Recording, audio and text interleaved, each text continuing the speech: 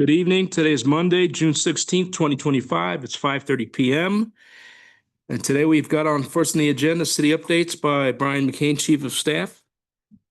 Thank you, sir. Clean up Pueblo with Habitat for Humanity. Join us to help beautify our community.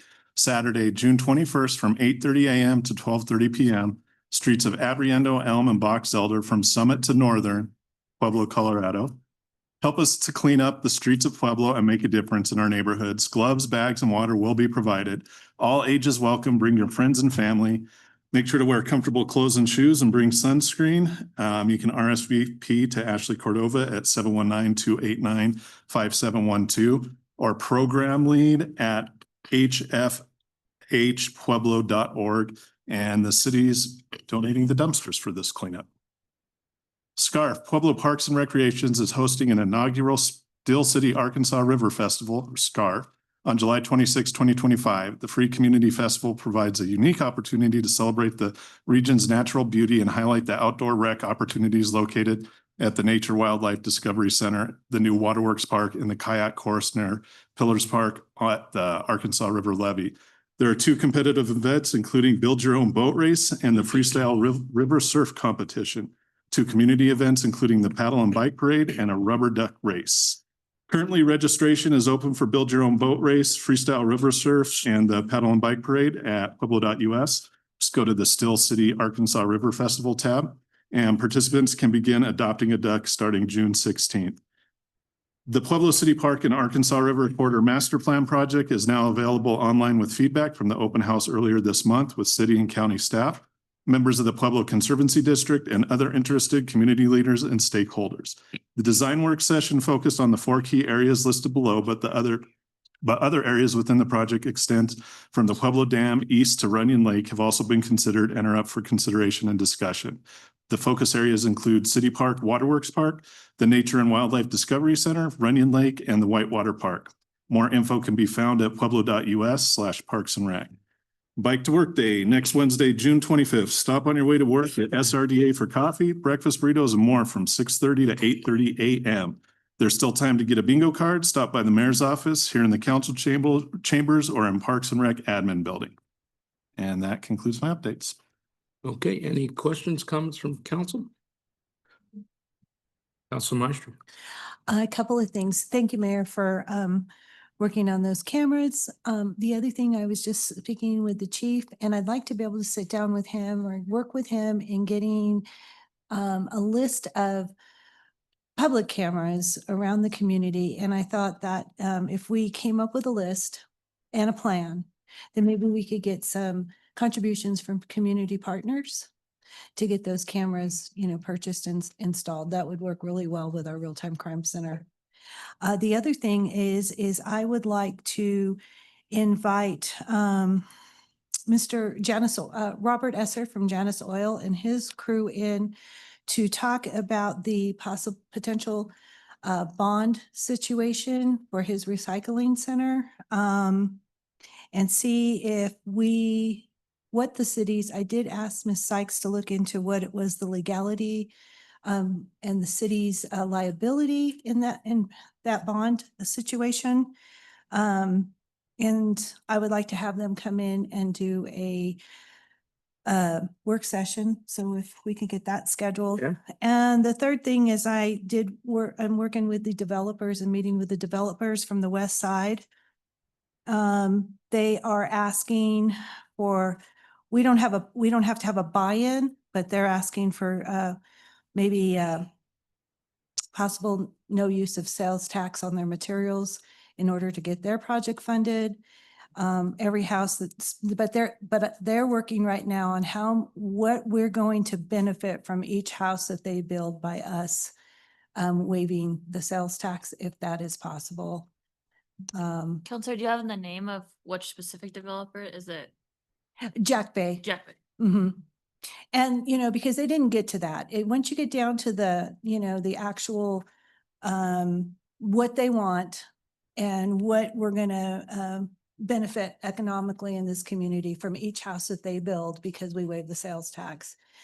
That way it's no money out of our pocket. If they end up building 10 homes, we're still going to get more than just examples, say they wanted $3,000 waived, we're gonna get more than $30,000 out of those 10 residents that are built, over time. And so just some things like that, but it's not costing us anything out of our pocket up front. So I think there's some good ideas there with them. And did we have a follow-up from the NeighborWorks? Were they going to come and present and let us know where they stand with their development on the west side? I don't think that we currently have that as a work session request, but we can get one if you'd like. Yeah, I mean, Mr. McCain said that he would look into that. So if we could follow up on that, Brian, I'd appreciate it. Okay. And then as far as, the city can't unilaterally waive sales tax right Mhm. now at this point. We can work with them on a tap fees. That's Mhm. something that the city can do Mhm. at this point, but we are proposing ballot language in November to be able to have the city's council be able to waive sales tax for developers and retailers and do a sales tax cost share like we see in other communities. So that's something that we're working towards, but we could definitely talk to them about tap fees. Okay, because I thought we did that with the schools. I don't think we do it You- for the you- school. So No, the when they built the schools, the new schools, they came to us and asked us if we would waive the sales tax on the materials. And I believe we voted to do that.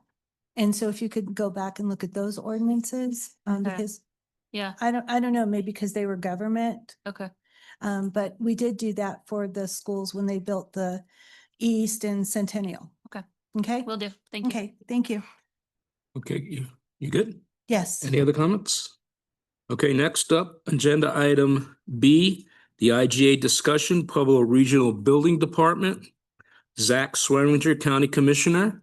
It's a 15-minute presentation. Good evening, Mr. Swearinger. You can bring your friends in.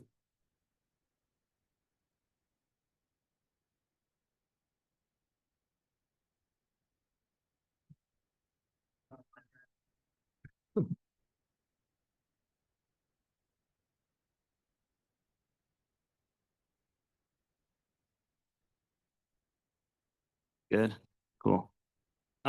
Thank you, guys. Thank you, counselors. Thank you, Mayor, everybody else in the room, staff, and some folks from regional here as well. First and foremost, I just want to say that this discussion was never intended to be anything against anybody individually or an organization in regional building. It's just it was meant as a discussion to start thinking outside of the box on what we can do to better business development here in Pueblo County. So in Pueblo City, from 2020 to 2024, you had a 0.6 increase in growth. The county had 1%. National average was 2.6, Springs was 2.9. I think that everybody here realizes that this community is not growing and hasn't in a very long time. I have consistently said, I don't want us to be like Colorado Springs. I don't want a bunch of urban sprawl, but we do need some growth or we die as a community. And I know that I chair the Pueblo Means Business Advisory Committee, and Mark is my vice chair on there. Wally is on that organization. We have a bunch of people, developers, folks in the industry that are there, and everybody is working towards that same goal. We just kind of came to not a conclusion, but we wanted to really start exploring where we are being inefficient and where we can improve ourselves. And quite frankly, we all talk about the one-stop shop. And I know before I came into this job that there was talk of having, a physical one-stop shop in what is now the GSC, which is what was the Wells Fargo building, but things didn't happen kind of how they were planned out to be. But right now, the way that the organizations are set up, that's impossible. You cannot have a one-stop shop. There are silos in this community, and you have to go from one to the other. I'm not a big fan of that because I think that it increases the ability for people to not be accountable, and or to point the finger. I don't think people do that intentionally a lot of times. I just think that's the nature of organizations. So I know that there was a lot of quite frankly misinformation put out that we got a ton of emails. Please don't shut down regional building. Don't shut down regional building. It was never again about shutting down an organization. It was trying to make ourselves better. So we're not even talking about eliminating building oversight. We're working on improving it. And this transition is about building a transparent, accountable, and well-coordinated system that better serves residents, contractors, and businesses. I'm a very small, limited government guy. I think the private sector usually does most everything better than government. But when you are pursuing something that is a permit that you need to build something, I think there needs to be an accountability piece worked in there, that elected officials are accountable to the voter, to the people. So I think that there needs to be some accountability that way. Because again, you need a building permit, you need a CEO in this community to open a business, to move into a house or to build a house, any of these things. And I think that it makes more sense to have that accountability worked in with elected officials who are accountable to the people. I fully realize that regional building is not at fault for being stagnant in Pueblo and having no growth at all. I mean, there's a lot of wonderful people at regional. I'm friends with people down there. I think there's some really good individuals that work down there, care about this community. In my opinion, it is just another level that doesn't need to be there for the efficiency and accountability piece. And we've got to start thinking bigger, better. When we talk about this community and we say we have brain drain, people don't want to stay here, there's nothing to do. That's on all of us, both elected and non-elected leaders in this community, to really start thinking outside the box and challenging ourselves to, just because we've always done it that way, just stick with it. We all need to start really thinking about how we can improve this community and promote and develop and give something for our kids to do, give something for younger adults to do here in Pueblo. There are some things, but we all know that there's not enough. There's not enough jobs here. There's not enough high-paying jobs here. And like I will always say, in government, we only make money really in one way. I mean, we get grants and, we're subsidized through federal and state a little bit, but our self-sustaining mechanism is taxes, property and sales for us. We aren't able to offer the services that are needed in this community. We're not able to put new roofs on buildings. We're not able to do infrastructure if we don't have money coming in. We don't do that without growing. We need to start growing in this community for all the reasons that I've said. I'll pass it to my colleagues if they want to say anything, or if you guys want to have questions. Ms. McPeters? Thank you, commissioners. Thank you, counselors, for listening to us today. I know change and the proposition of change is difficult, but I want you to understand we don't go into this without thinking about the end game in terms of Pueblo County and the city of Pueblo as a whole. This change only involves county permitting, does not involve city permitting. And I think that's one of the misconceptions about the IGA. I wanted to just highlight that if we exit that IGA as the county, city permitting will still exist within the city. The county permitting will exist within the county structure. We will build a county building department if this proposal goes through. We will have our own inspectors. We will have our own, basically our own process for the county. And so I think that's one area that's been a little cloudy for some folks to understand. The IGA, of course, will mean that the entity known as Pueblo Regional will need a different identity or a different name, but the function of permitting will still be there for the city of Pueblo. The county's looking at it really from an accountability standpoint. And as Commissioner Swearingen mentioned, Pueblo Means Business was started a few years ago. What we would like to do is put action with that name, in that we are going to try to make business better, not just for the developer, the real estate agents and those that are doing business in Pueblo County, but also for the little guy, for the homeowner, for the person that needs to pull a permit to do a simple project. The question isn't one that would be asked, well, did you read the code book or you did that wrong? The question we would like is, how can we help you get that done? And that's really where I'm coming at it from a county commissioner elected position. This design that we see in Pueblo County is not common and actually there's not very many in the state of Colorado that do it this way. If you look at most counties, they have a building department. And I would just like to point out to you, Mesa County, which is comparable in size to Pueblo County, is one county that has its own county building department. So when we hear that it's unusual, it will really affect Pueblo in a negative way, I just want to point out that there are other counties doing it this way. And it is successful and it does work. And really, at the end of this, what we want to see is customer service come in the form of helping our constituents, helping business, helping private developers that come in to do business in Pueblo that don't know the system, have a way of getting through it. And so, as Commissioner Swearengin had mentioned this idea, I was interested in it. That's what I'm elected to do, is provide the best of government to our community. And that's what I would like to do. Of course, we're listening, we hear the concerns, and that's why we're here tonight. We'll take Commissioner Lucero and then we'll take questions after you're done. Counselors, thank you for the time tonight.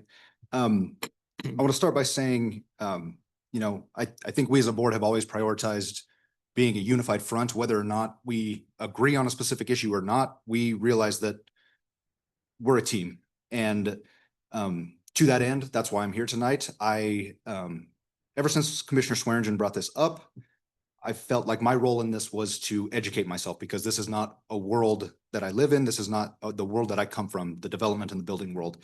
So I have spent the last couple of weeks really pounding the pavement with the contractor community, with the home builder community, with, had several conversations with the folks over at Regional Building.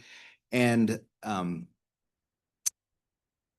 I don't think that I'm in the same place as Commissioner Swearengin is, but that is not why we're here tonight, is to, have this debate in this chambers. We'll hash that out amongst ourselves.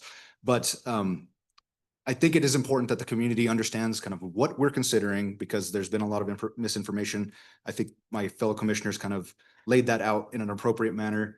I think one big thing that I'm caught up on that I would love to hear from you folks tonight, and Madam Mayor, if you're willing to weigh in, is what happens if the county goes this direction?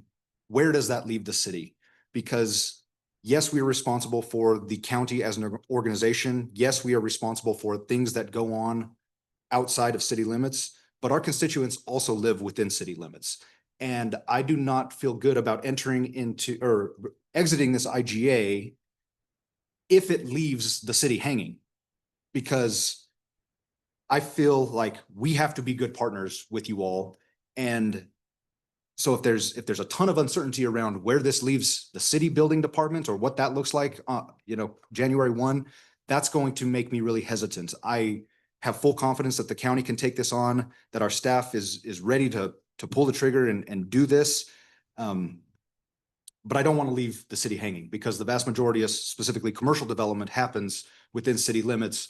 And so I hope that can be part of this conversation tonight of maybe what does that look like on the other side of this if the county decides to go that direction. So that's probably it for now. I know I just did want to plug the fact that we're going to have a town hall at the Art Center tomorrow night at 5:30. So hopefully we get a ton of community feedback. I'm still very much in listening mode, education mode.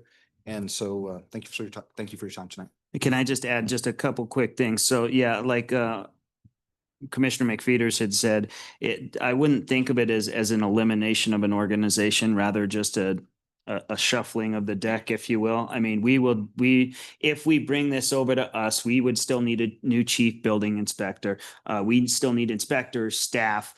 We would also like to implement an advisory committee like we did with our new code, which I think was super beneficial to get all of that feedback. So it is not, chopping a bunch of jobs. I want to be clear about that. It's just a rearrangement. And right now, the way that I think it is the city does more in money as far as fees are generated. The county does more permits in general. So we would have to look at that if we go down this road and work with you guys, as Commissioner Lucero said, to see where you're at with it. And it wouldn't just say we pass this, you know, whenever, next week or the week after or something. It would not go into effect right away. It is a 6-month exit period. And I do have full confidence in our staff to be able to do this. Of the top 10 counties in the state, us and one other are the only ones that have a regional building department. The way that it was explained to me a long time ago is usually regional building departments are for smaller locations or smaller municipalities that don't have the resources to have one in-house. So yeah, we will have that town hall tomorrow night and we can get much deeper into the weeds on the plan and everything, but 20 minutes goes pretty fast. Okay, thank you. Council Flores, I believe. Thank you. Thank you for the presentation. I heard about this maybe a week ago, maybe 10 days. I don't know. So I'm still kind of reconciling what you guys are trying to do here. But I wanted to tell you, I spent my career working with regional building for 42 years. I specialized in insuring contractors. I wrote contract bonds. I was very intimately involved with that segment because my contractors needed permits and they needed certificates of insurance and all of that. So I have a unique background and a whole different feeling about it. And one of them, and there's many, but the first thing that comes to mind is that we enjoy, the city of Pueblo enjoys one of the highest ratings for a fire department, and that thus translating into much lower fire rates in our community because of three things. The fact of our water pressure. The second thing is our response time. And the third thing is the professional nature of our inspections, which they're rated. So we enjoy a protection class 2, of which, by the way, Grand Junction does not. So there's a lot of cities that do not enjoy that because of our professional fire department and our professional regional building authority and how they do their inspections. So that's number one. And when I think about regional building authority, I think about safety. And I've talked to several general contractors in the community, and they're perfectly comfortable, you know, because they take it seriously as part of their culture. Okay, that when they build a house, that it's built correctly. If they use a subcontractor that's trying to cut corners, they want it to be found because they don't want somebody to be put in danger. I guess one of the questions I have, because Pueblo Regional Building Authority has somewhat their own autonomy.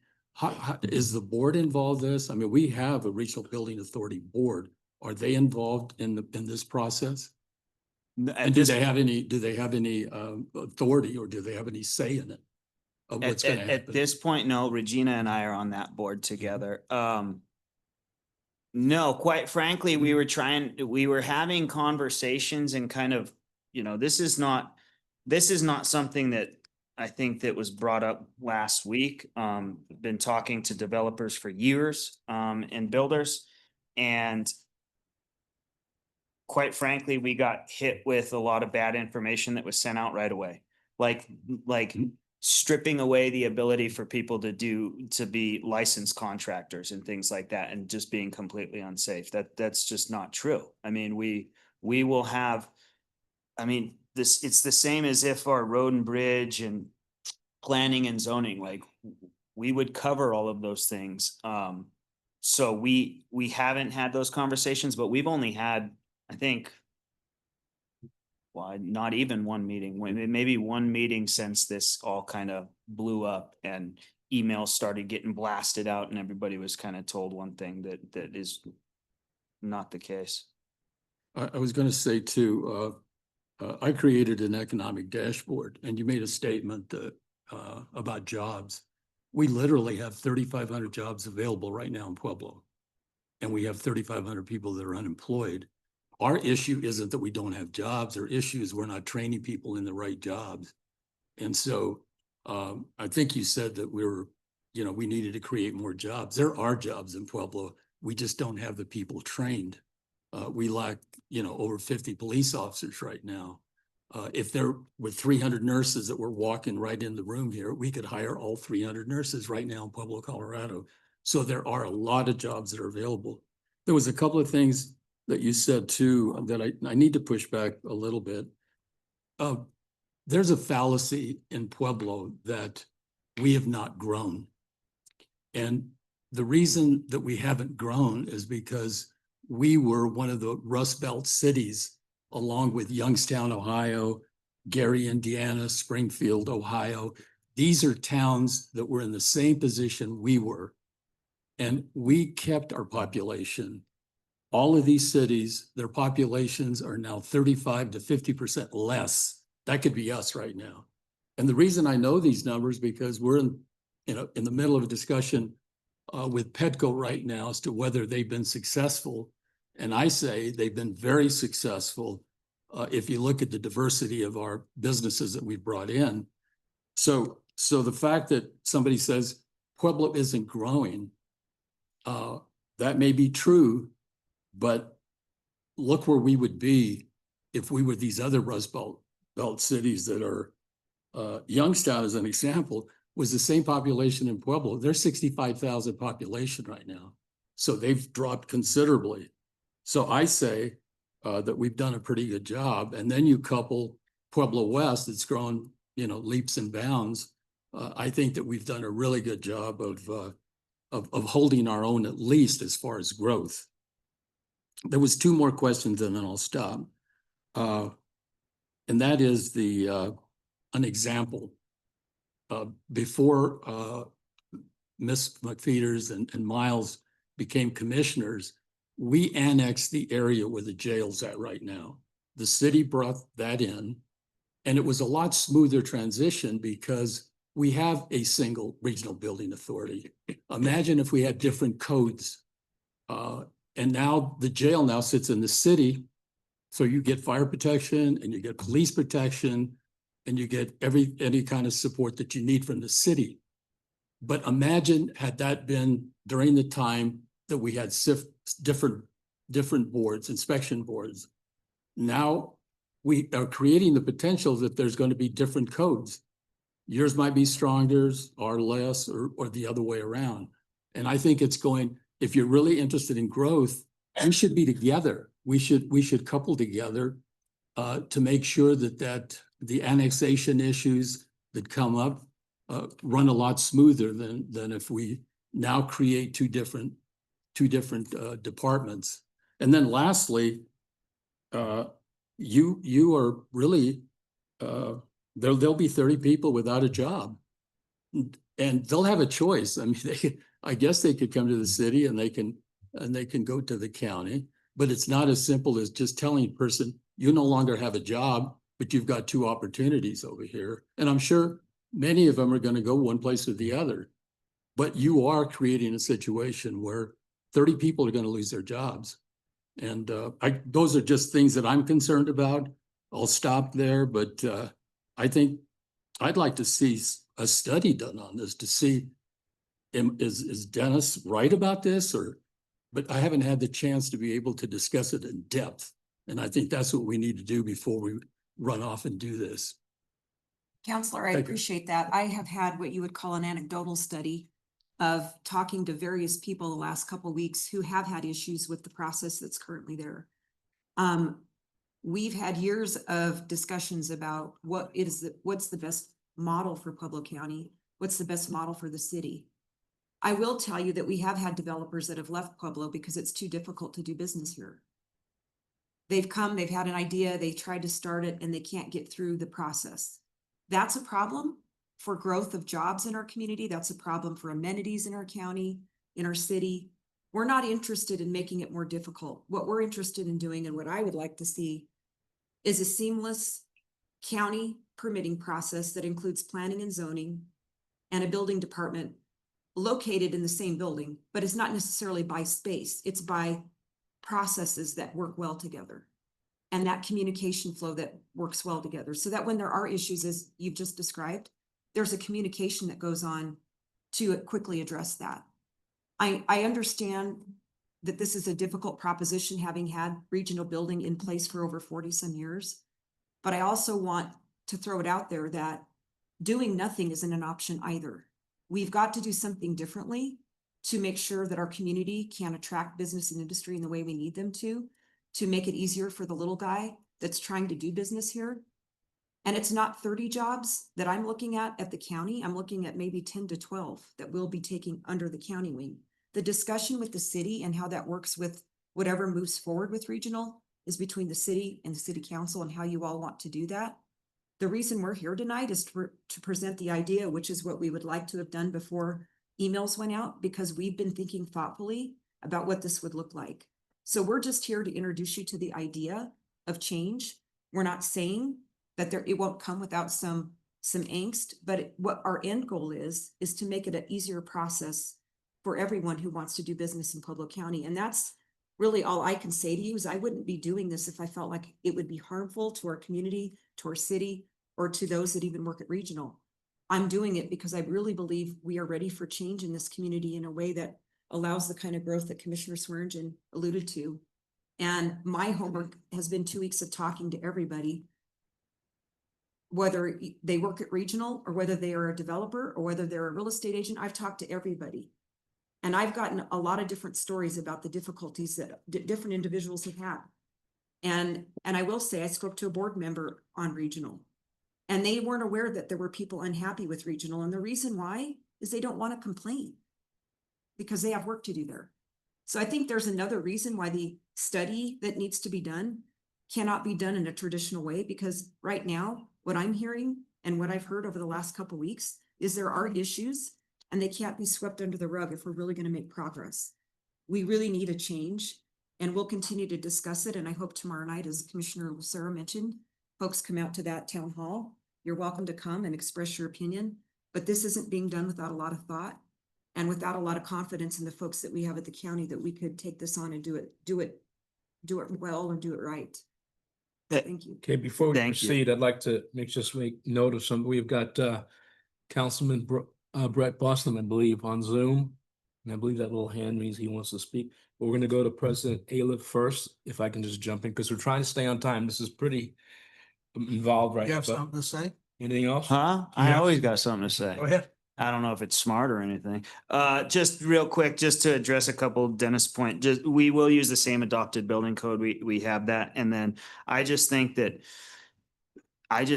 grow the pie bigger, so to speak, instead of trying to fight for the same big piece of the small pie when it comes to jobs, I do think we need more jobs. I do think we need more high paying jobs, but I agree with you. I think that we need to really focus on training folks too. It's why I'm such a proponent of the trades and getting people in there too. Can I see real quick, can I see a show of hands of regional people that are here, employees? Okay, thank you. President Aliff, please. Yeah, thank you. Hey, thank you guys for coming. I appreciate including us in this. Obviously, it's an important decision for us. I guess the frustrating part, this is almost like a meeting that we had last week. The frustrating part is that I believe the deadline is July 1st for you guys to make a move. That leaves us literally 2 weeks, and this is the first discussion with City Council that has taken place. I don't know of any other conversations that have happened anywhere else. So we're really pretty much under the gun when it comes to making a determination of how good this is for the city or how bad it is for the city or whatever it is. I've been very intimately involved in the development business ever since I was been on city council. And I just want to set the background because I have a few questions about it. Back, I don't know if it was 12 or 15 years ago, and maybe the regional building, they know, but I'm just going to guess because it really doesn't matter what date it happens. There was a lot of complaints about regional building this, regional building that, on and on. And Dave Vaughn, who was the director at the time, decided that he was going to do something about it. They went into this very intense customer customer focused training that literally turned that department around in just a very short period of time. They became customer focused, got out of a lot of the things that were causing them angst or the community angst before that. And they showed as an organization that they were willing to do that. And then over the last, I'd say the 10 years that I've been involved, they really have not been the problem. It has not been the complaints that I get, and believe me, I get lots of complaints because I've been involved with it. My complaints come from the city and the county departments, way more than it comes from regional building. So that brings me to the question. If they're running okay, I mean, they're not causing any major problems, because if you're just going to single out that some developers or some builders are upset with regional building, those same people are upset with our departments, right? And they may not be telling you because they don't want any flack or anything coming back on them. But they have no problem talking about regional building.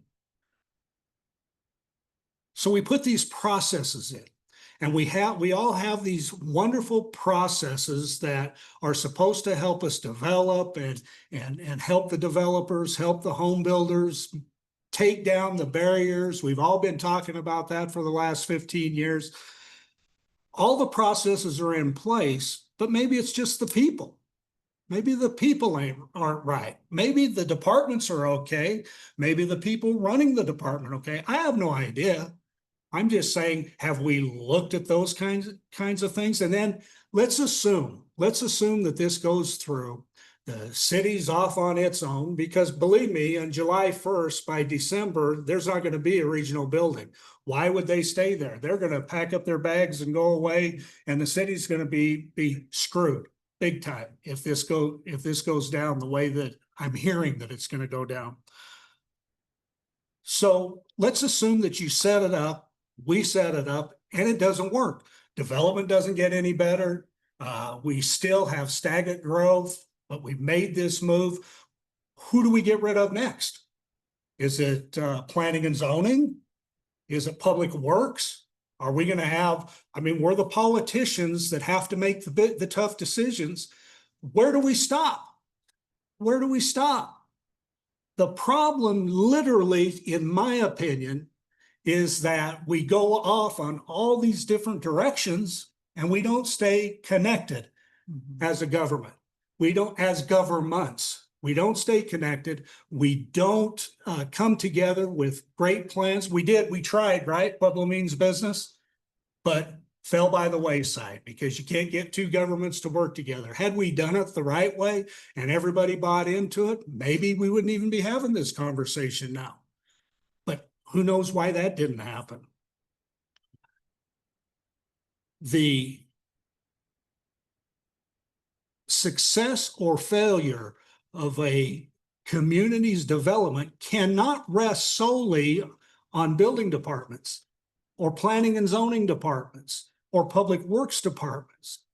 It has so much more to do with the community as a whole, holistically, than just these one departments. If there's a problem with a department, we should deal with the department, have a conversation, and try and figure out how we could make it better.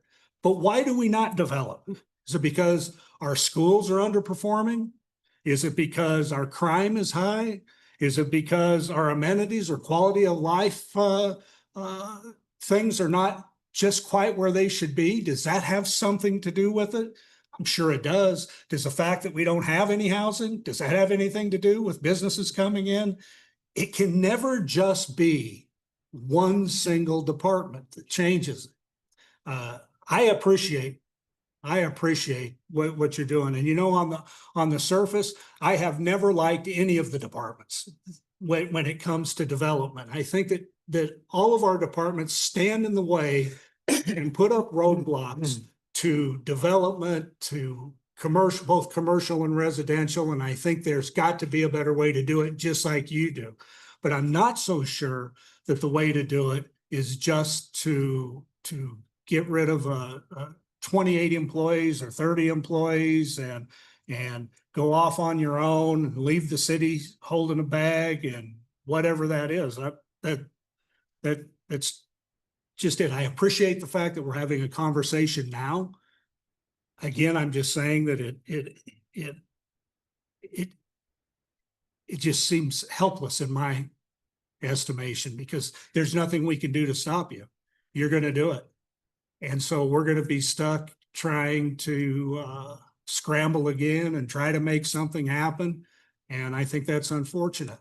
I think if there was a problem with regional building, all the entities, the county, the city should have sat down with them, had a conversation, identified the problems, see if we could affect change to make you happy, to make the city happy, and come up with some kind of compromise that says, okay, let's try for a year putting this in place. And if this doesn't work, then we're going to go down another road. We need something to change. But I've never been involved in one of those conversations. I don't know if anybody else up here has, or if you guys have. I don't know if regional buildings have been involved in those conversations, but it just seems unfair to me to just say, to pull the rug out from everybody's feet without having those conversations. You might end up in the same place. I just don't know why we're not taking it that step further and trying to salvage what has, for the last 10 years that I've been involved, has done a fairly good job. Obviously, they make mistakes. They do things that we don't like every day, but that's just part of it, because we have our constituents calling us, telling us, "Oh, you're not going to believe what happened. These guys did this. These guys did that," and they want you to get involved and they want you to go fix things and things like that, and things that aren't fixable. But I'm just hoping that maybe those conversations can happen before the final decision is made. And the last thing I wanted to say, Commissioner McFeeters, you made the point that businesses have left because of regional building. I don't believe that for a second.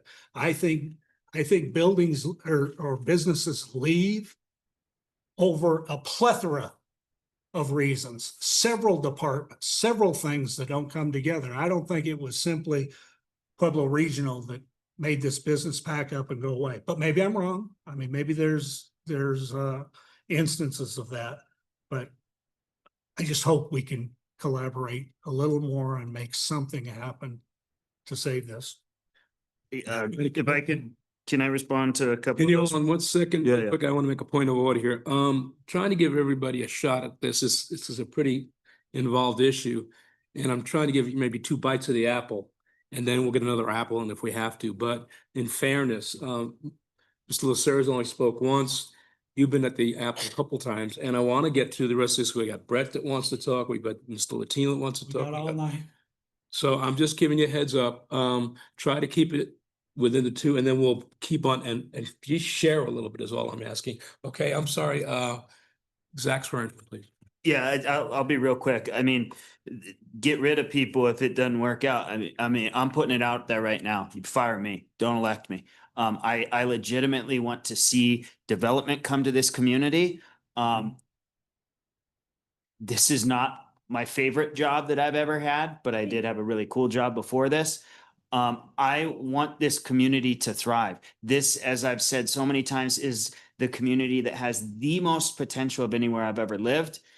And oftentimes we squander it. And to your point, like, yeah, it's not just regional. And I said that at the outset, like, but how do you eat an elephant? 1 bite at a time. You have to start somewhere.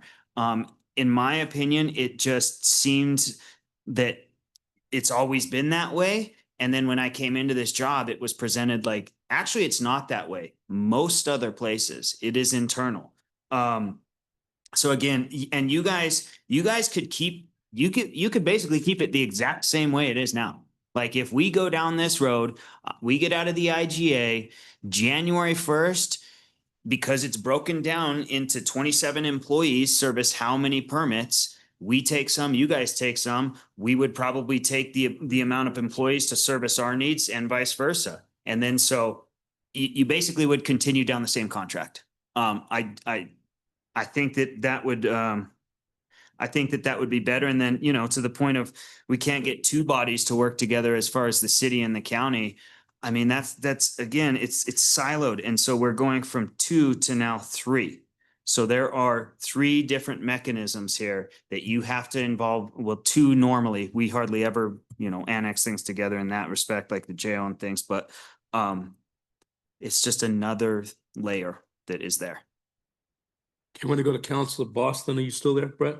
Yeah, I'm here. Can you guys hear me? Yeah, go ahead, Brett. Thank you. First off, I would just kind of like to commend one of the comments made by the commissioners and thank you guys for holding us in this conversation.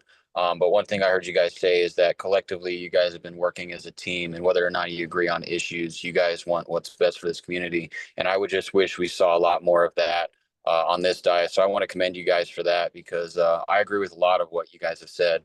I think the goal is to move Pueblo forward. We want more development coming to Pueblo. I know that's one of my big goals. It always has been since I got involved in this, and that's one of the big things that I'm running on. But I do agree, you know, it's not just regional building, but for us to look at the data that you guys have analyzed and to hear those numbers, you know, you do have to start somewhere. I have nothing in opposition specifically against anybody in regional. I've heard complaints from there and many other departments. And I agree with Mark, you know, I think government does get in the way a lot. But to sit there and do nothing isn't okay either. So, you know, I commend you guys for looking at the issue and actually trying to do something creative to address it. And, you know, I do hope that we can find a way to help this issue because, I mean, if you look at what's going on with the boulevard, I mean, we do need to stop creating hurdles for development. You know, we're doing everything we can to help these developers, but you can always do more. And I know that's just one instance, and there's many more that are going on all around town, all around the county. But, you know, this is a big decision and it is unfortunate the timing of things. But, you know, I talked to Zach, you know, just right before, you know, right when this got posted and this was going to become an idea. And he kind of, you know, let me know a little bit of what his thoughts were and why they were doing this. And I think the concept makes sense as to why we need to look at it. So again, I just commend you guys for coming here and I appreciate you looking into potential ways to help move this community forward because I think we all in the end want the same things. Okay, Councilor Latino. Yes, I want to thank the county commissioners for coming this evening. And I want to say to County Commissioner Swearingen and County Commissioner McFeeters and County Commissioner Lucero that I support what you're trying to do. So you have my vote. Okay? Mr. Guerrero's done a good job. I have no questions about that, but I think it's cumbersome. I was involved in a situation trying to help a business in this community, in the county, as a matter of fact, that 2 women ran. And I think they were intimidated. And subsequently, they're looking to sell their business now, which has been there almost 100 years. Saddens me to no end. I'm talking about Jidones. But they had to take down a tent. The tent was there for I don't know how many years, and all of a sudden regional building shows up because somebody complained. And it saddens me. It saddens me to no end. And so now those women are trying to sell that business. That's not what this is about. That's not what Pueblo is about. And when you've been in other places and you see how other places move, and I have been in other places, as you have, Mr. Guerrero, you were in Lakewood at one time, am I correct? Okay. There's a whole lot of difference in the 5th largest city in the state, which is Lakewood, as opposed to the 8th largest city in the state, which is Pueblo, and how they've grown and the things that they're doing. And when you've been in a metropolitan area, in Phoenix and in Denver, it's a whole different story. So I think, folks, we need to come into the 21st century. I agree with the county commissioners, and I think it's time for us to do what they are recommending. And so I support that. That's where I am. I don't want anybody's job taken away. Mark, I don't want your job lost. I just think it's time for us. There's too many layers, folks. We have too many layers in administration, and that saddens me to no end. So again, I'm in favor of doing what you're here to suggest. Thank you. Commissioner Lucero, you have any comment right now? I think I'll just say that throughout this process, I have heard that there are issues. There's issues with regional building, there's issues in our own house, there's issues with the city. If we're saying we have a development problem in this community, I firmly do not believe that regional building is the root cause and the sole cause of that development problem. I think we as an organization have to do some introspection as to what's working for us, because there's plenty of people out there that have told me I get hung up with the county more than I do regional. So, you know, that's feedback that I take to heart. And I do not see this as a catastrophic issue that deserves a chainsaw being brought to the equation. I think we have room for improvement across organizations, across departments, and a more measured approach may be the solution. I feel like this is a little bit rushed. You know, we are up against that time crunch. I think we have some options as far as exiting the IGA and then determining where do we go from there. But, you know, I think me being in the seat for less than 6 months, I am not ready to make such a monumental decision to blow up something that has seemingly worked for the past few decades.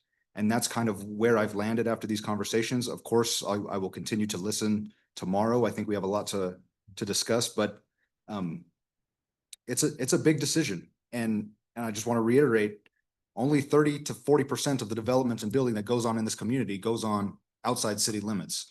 So we have to consider that, and we have to consider the situation that we leave our partner governments in should we go down this road. Thank you, Council Maestri, and then Council Martinez. As an experienced project manager working in several states across this nation, 5 actually, in several different municipalities, it was my sole duty to get my projects through the permitting process. Every community across this nation is always going to have, there's always going to be someone with a gripe. And it is our responsibility. It's not, I don't know that it's our responsibility as much it is regional is the main driver here. They have a board. We talk about misinformation. Misinformation is going to come from a posting, a social media posting that the county has decided to do something different and hasn't included all the partners involved. That's the board from regional. That's the council here on the dais. We're having an after the fact discussion. So of course, misinformation is going to come in play here. Responsibly as responsible leaders, the anecdotal study is part of it. But what's really important is for there to be and I don't like studies, I just don't, but we don't even know that it's feasible. You're creating a whole department, and right now you're only collecting 39% of the total permits that are issued through regional building department. Are you going to be feasibly, is that going to be feasible for the county? You know, we have a higher percentage, but is it even going to be feasible for us to break away? We're talking about dissolving an agency that works in the black. We don't work in the black. Do you guys work in the black? We do. You know, but are you going to be, is that going to be feasible for you? The other thing too is we have a situation where we feel that there's obstacles and challenges. There are, okay? But not to have come together collectively and collaborate and see the best way to work this out, I feel is like, it's not responsible on our part, especially when there are jobs at risk, because we don't know. I'm going to tell you that if I worked for regional right now, I'd be looking for the nearest job now, because anybody that has an opening across this state, I know I'm going to go there. I don't know what's going to happen in 6 months. I don't know if I'm going to be chosen to a new position. That means losing families in this community, people who have lived here for a long time. Now, I'm not saying that's going to be everyone, but that's going to be some. because they are looking for stability. And they weren't even in, we had one board meeting and Zach, you didn't attend. You didn't attend the board meeting that we had scheduled for Friday. I attended on Zoom. I was on vacation with my grandchildren. I had to pull over to the side of the road and attend the meeting because it was that important. It was very important because the human side of it, I mean, here is in my role, and we're on a budget constraints. Although, I'm worried if we ever have to lay off any of our employees in the future because we don't have the revenue that's generated.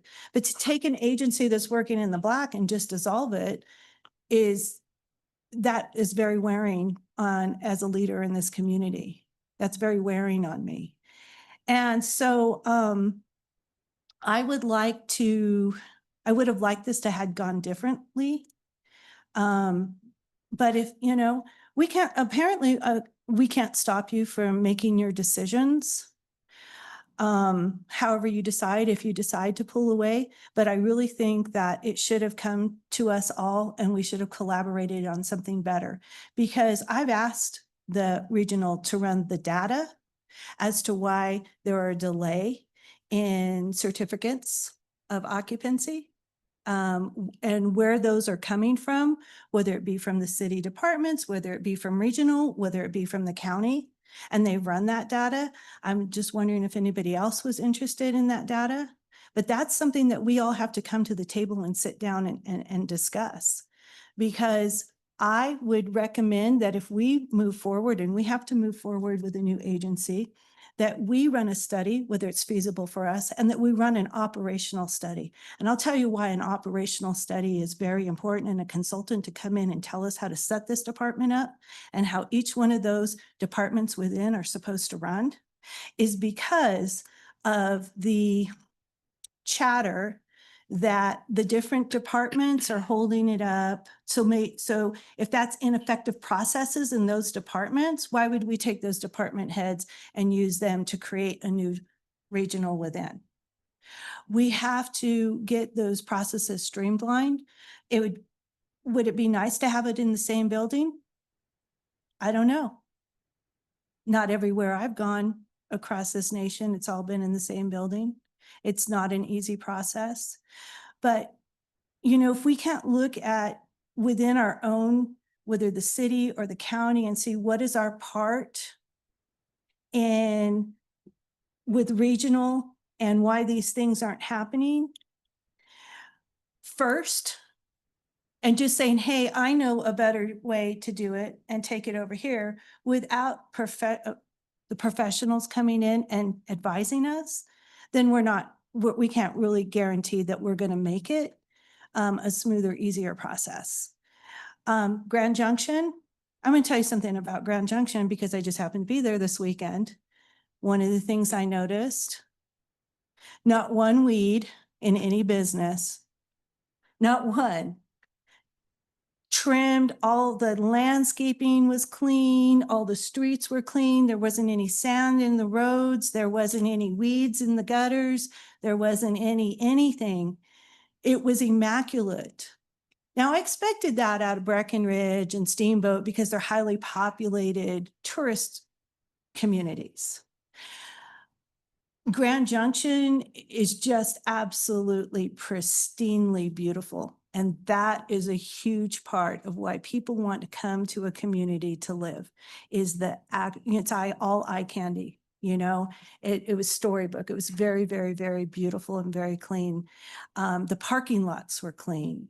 The businesses were, I couldn't say enough of that. But in what I'm saying is there's so many pieces to this puzzle to bring and grow economic development here. And without an idea is always great, but you got to have a plan with that idea. And I'm not hearing a plan. And so I would like to see better collaboration. And I'm sure you could extend your IGA deadline until, you've come tackled all of those. And so that's what I would like for you to see you do, is delay that deadline, and, you know, look into this to see how we can collaborate.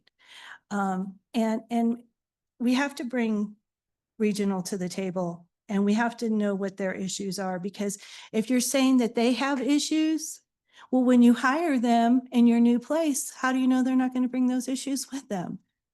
Okay, so if it's customer service, so all I'm saying is I don't feel that it's been fair to either the city or regional to have pulled the trigger like this. But, you know, if that's what you decide, that's what you decide. Thank you. Council Martinez. Thank you, Mr. Chair. Yeah, I have a lot of questions just to make sure that I'm understanding everything correct. So I'm gonna hit you guys with it. Ready? So Commissioner Peters, you said the county was gonna absorb between 10 and 12 employees? Estimated, yeah. Do you have a budget impact of what, you know, having those 10 to 12 employees is gonna cost the county? I don't know the amount, but the fees collected on the permits is what would drive the funding for those positions. That's true. Regional building is fee funded. We don't give them any money, and neither do you guys. So they're their autonomous organization. If we take those permits in-house to the county, the fees associated would come to the county as well. I understand that, but so I guess I'm still interested though, because to Councilor Maestri's point, the city is also in budgetary constraint times, right? We've frozen all new positions for this year. And I'm curious of what, even those positions are self-funded, what that looks like in terms of a budgetary impact, Should be not to our general. including fund. fringe, office space.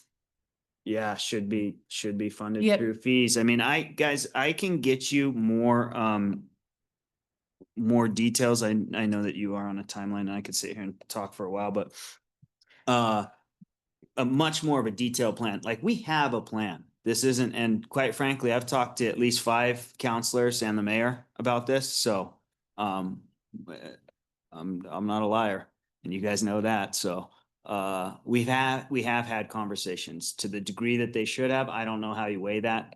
But yeah, I'd be more than happy to share a very detailed plan coming from our planning and zoning department, and folks at the county, again, have full confidence in their capabilities and that plan as it's been laid out. And would you then, because you're wanting the inspectors, because what I heard you say is that you want everyone in one house, right? Or office together. So then would they office in the same building as the county planning and zoning department? Correct. Okay, and there's space over there for that? Okay.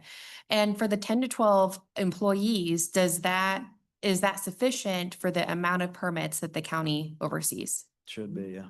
Okay. So help me understand the thought process of, to President Aliff's point, you know, around kind of dipping your toes into the water versus plunging in. Help me understand why we can't just change the makeup of the board to have more accountability versus doing away with the IGA altogether. Help me understand that. It's just another level. Like, again, we're not going out on a limb here, guys. Most other counties in this state operate this way internally to their organization. My argument against having another board is boards are great and when you set them up and everything else. Oftentimes what happens is we all get busy. We all have our different things. Unless it's accountable to the organization itself, either the city or the county, things can slip through the cracks. There can be a loss of accountability there. It just doesn't make sense to have another level there. One-stop shop cannot exist in the current structure. Cannot. You have to bounce between different organizations for permitting. Mr. Gifford, when is our IGA up with regional? I'd have to look into that. I think that City Attorney Sykes would have a much better answer for you. Carla. all correctly, it's annually, so it's professional. Yeah, it just renews annually and the IGA is between the city, the county and regional. Right, and it renewals annually unless one of us chooses to terminate. But terminating, if the county goes out of the IGA and elects not to renew the IGA for its part, that doesn't necessarily mean that it's going to the city, doesn't have a relationship with regional building. We would have to renegotiate a new IGA with the regional building department if that's what the council wanted to do. Got it. And then that, because the county would be dissolving their portion, then the timeline would be coinciding with that dissolving of the IGA. Got it. Okay. Council Flores. I have a copy of it here and I just need an interpretation of this. It says, it's section 22 and it's the term and then how you terminate this contract. And it says, and shall continue in full force and effect from year to year thereafter, unless terminated by one party, giving the other party written notice of its intention to terminate at least 6 months before the end of the calendar year, such termination to be effective December 31 of the year in which the notice is given. The key word, 3 words there was intention to terminate. It's almost like there's a 6-month grace period while you're thinking about this. But the actual cancellation, like in this case, would be December 31. If they took that intention and they were serious about terminating. I guess the word intention there got me baffled. So the 6-month notice, I presume, is to allow a time for winding down. So you have to give 6 months notice of your intention to withdraw from the agreement, to give parties an opportunity to renegotiate agreements and to wind down. So that's what the 6 months is for. That I suppose during that 6 months, if there was an opportunity to renegotiate and the county changed its mind, we could certainly do that, but that's the purpose of the 6 months. Okay, thank you. I'm gonna jump in here real quick, Dennis. Sure. I'm curious, in reference, you said 10 to 12 jobs would be absorbed. Still leaves, what, 2/3 of the folks hanging out here? And I don't know if anybody's done anything with what retention numbers we're talking about, or the retirements. I don't know if anybody's looked at that. I'm also concerned about the numbers of the county at 0.6%, the city at 1%, and Colorado Springs at 1%. And I'm just curious, having all these things that are playing into this, that come to the council and being hit with this, I don't think we're going to be able to, and I kind of go along with Councilor Flores. I don't think we can honestly take a look at this thing without some more time. And I'm looking at maybe the 7th of July, because we're booked now for the next couple of weeks pretty hard on work session stuff. But I think we got to give it just a little bit more time and extending the deadline if we can, and really give it a educated look at this, because I don't think we're there yet. So I hear that it's the deadlines. So if you want to get this done this year, it's got to be by the end of this month, because of the 6-month clause in that. So, I mean, if you guys Can't extend it? No. So you guys, per the IGA, and so again, if we could, yeah, I think you're right, Dennis, as far as kind of how you read it as intent to leave, or exit the IGA.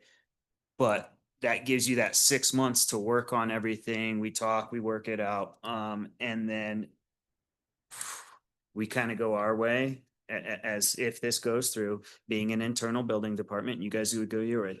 As I said, you guys could, I mean, you could basically leave it exactly how it is. And the permit should equate to the jobs kept or lost or moved from regional building over to the county. If that makes sense. Okay. Councilor Maestri, please. So were you coming here asking us if we wanted to go in on what you are planning in your move? With your move to the Wells Fargo building into the one-stop shop? Were you asking the city to unite with you? Or you just, because it's a one-stop shop for you, but it's actually going to be well, I guess. exactly how it is now. Yeah. You guys. Mayor, if we, and Ms. Sykes, we can continue with our own IGA and keep regional in place and maybe even allow them to find other ways to bring in other funding sources for them so that they can continue to operate, fiscally without going in the red, or other opportunities. They can maybe open themselves up to taking on other communities and maybe plan reviews and things like that. Yeah, Counselor Maestri, I think, the commissioner's correct. They've briefed me on this topic for about the last 3 to 4 weeks. The city has not been officially notified, nor have we seen any kind of a thorough plan that the county commissioners are presenting. So tonight was really their time to notify the city council what their next steps are going to be. So some things that have just come to mind over the last several weeks, and I've met with a couple of the commissioners. Zach and I have spoken a lot about this, is obviously the plan, the checks and balances when it comes to the 3 different authorities between the city council, the county commissioners, and the regional board. The checks and balances really come from the authority of the board. And so I had made the suggestion that instead of myself and the county appointing citizens to the board, that we would appoint 4 city councilors and 3 county commissioners to have more oversight over regional building and kind of see how that played out. Because the commissioners are right, when people call and they make complaints, I have no authority, you have no authority, county has no authority. But what we do have is a relationship with regional building. And so on a personal note, as a public official, there have been differences between the city and regional building. But when I need something, I call up Mr. Guerrero, and, he's at my office trying to make sense of whatever solution we're trying to solve. We most recently had a big issue with Everas, and they might had to stop production at the steel mill. Mr. Guerrero came in that day. We were able to work through the different problems. And so the city, myself, I have a different relationship than maybe the county does with regional building. We meet monthly where we have a discussion on things that are stuck at regional or how we could work better. That's something that we brought forward when I became the mayor. So we have a little bit of a different relationship there. But what really, frightens me is as we're sitting here talking about development, and we have a lot of more key topics tonight on economic development, is what will happen when there's a standstill? What will happen in December when we are trying to transition if there's no plan for either of the entities moving forward? And I don't want to have that hurdle for any developers who are coming out to our community. I don't want permits to be held up, whether they're in the city or the county. And then you also have to ask yourself, if you're a contractor, are you going to be having to pull dual permits with the city and the county? Are you going to have 2 different licenses, one with the city and the county? So I think at this point, there's a lot that needs to be worked out. But I think that the relationship is different. And I think that there definitely has to be some kind of plan moving forward. But at this point, I don't think that the city could absorb its own building department, and that we could continue on in the same kind of customer service as regional building is performing now. And that's really what frightens me moving forward, that we're not going to be able to make sure development doesn't come to a halt. So I think that those are really important key topics. I mean, I understand where the commissioners are coming from, and you want change and you want to shake up and you want to take it within and have the oversight and control. But I think that there's other ways to do that. Like I mentioned, appointing the board and just starting the conversations moving forward. President Malef. And just one question. I mean, we amend IGAs all the time. Why can't we amend the IGA to stop the June 30th deadline and just get an opt-out at any 6-month period? Give everybody time to try and work through a solution to this. I mean, I guess both entities could bring that forward if it's before June 30th, so city council could that'd do be up it. to the county commissioners too, to want to Right. go down that road.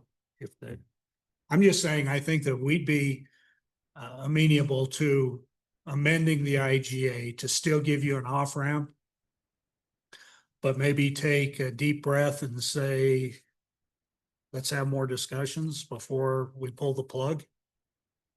I think that makes sense. I'd like to see. It would have to be 2 readings, so I don't know if we have. I get it, but if they knew that we were amending the IGA, then they wouldn't be under pressure on June 30th to make a final decision and move forward, unless that's what you want to do. I'm just offering it up. I'd just like to add real quick, are we looking at anything in reference to streamlining or eliminating overregulation? Has anybody touched on either in regional building? How many, or we have an overregulated department? Who you asking? Anybody? Anybody can answer. Go ahead. Me? Are they overregulated? No, they adhere to code. Again, it's an efficiency piece for me. Like, it's an organization that, quite frankly, I'm not saying the people themselves, I'm not saying the role that they adhere to and what they do is just very important. The organization, in my mind, is not needed.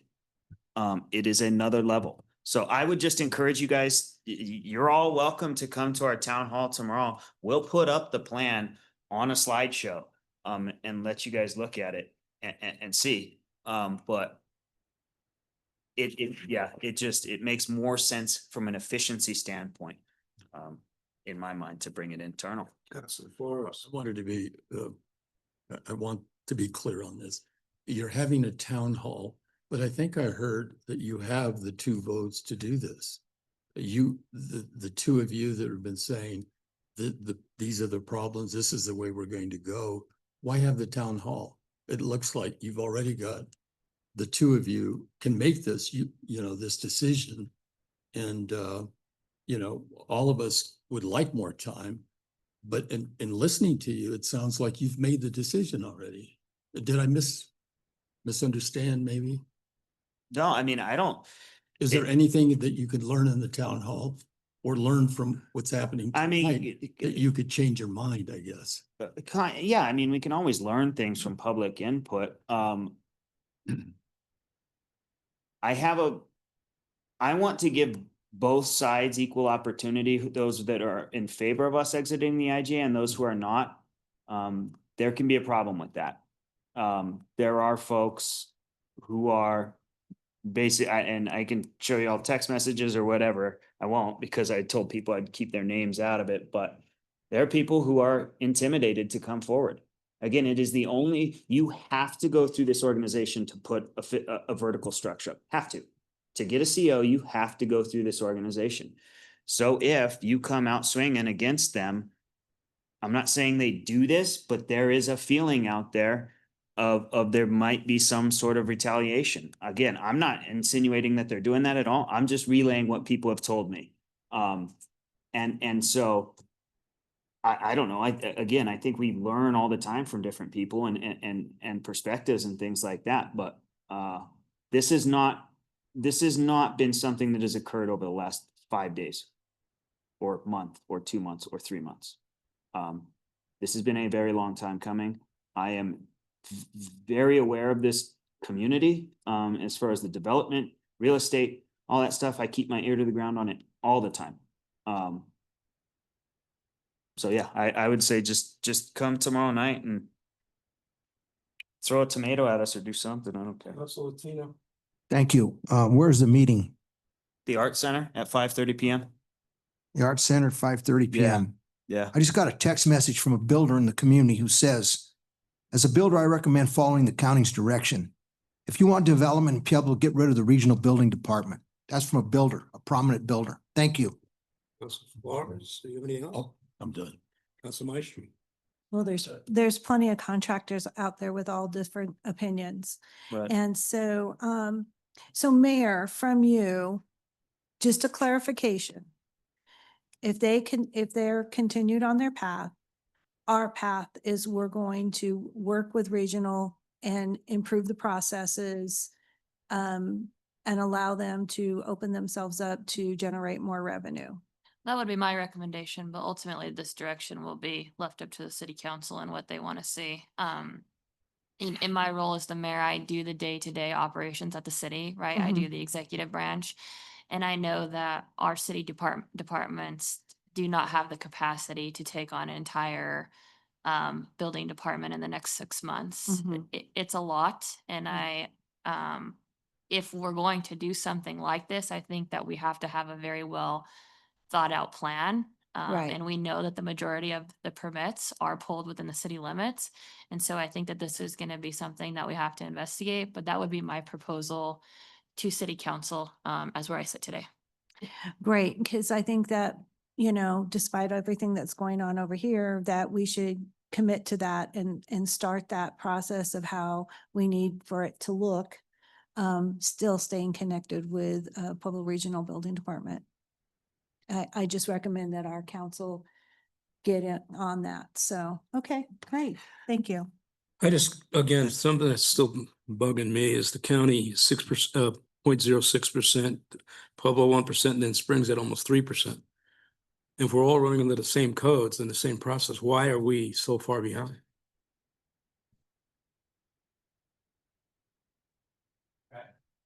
It's inefficiency. There's a 10,000 different things, right? I mean, we can only control what we can control. We can't control right now, even though many of us want to, our energy rates, which have a huge impact. There are 10,000 different things that affect growth here. What we can control or what we can affect, we try to. That's our jobs as elected officials, as leaders, is we try and navigate ourselves through to make the best possible product at the end in the ways that we can. I see this as a potential way that we can. So that's why we're here.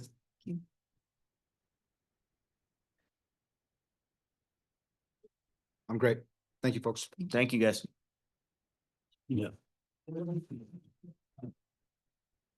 Right, we're good. Thank you, thanks. Put it down. Thank you. All right. Next, excuse me, just.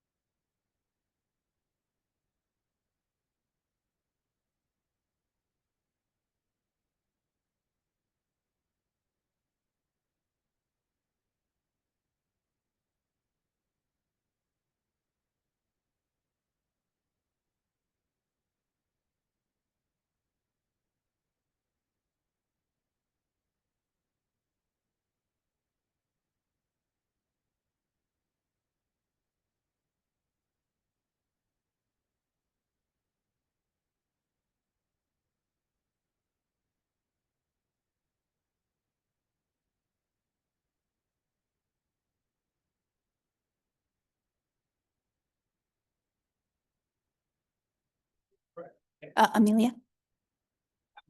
Yes, that's me. Hello, Councilman. Thank you very much for having me.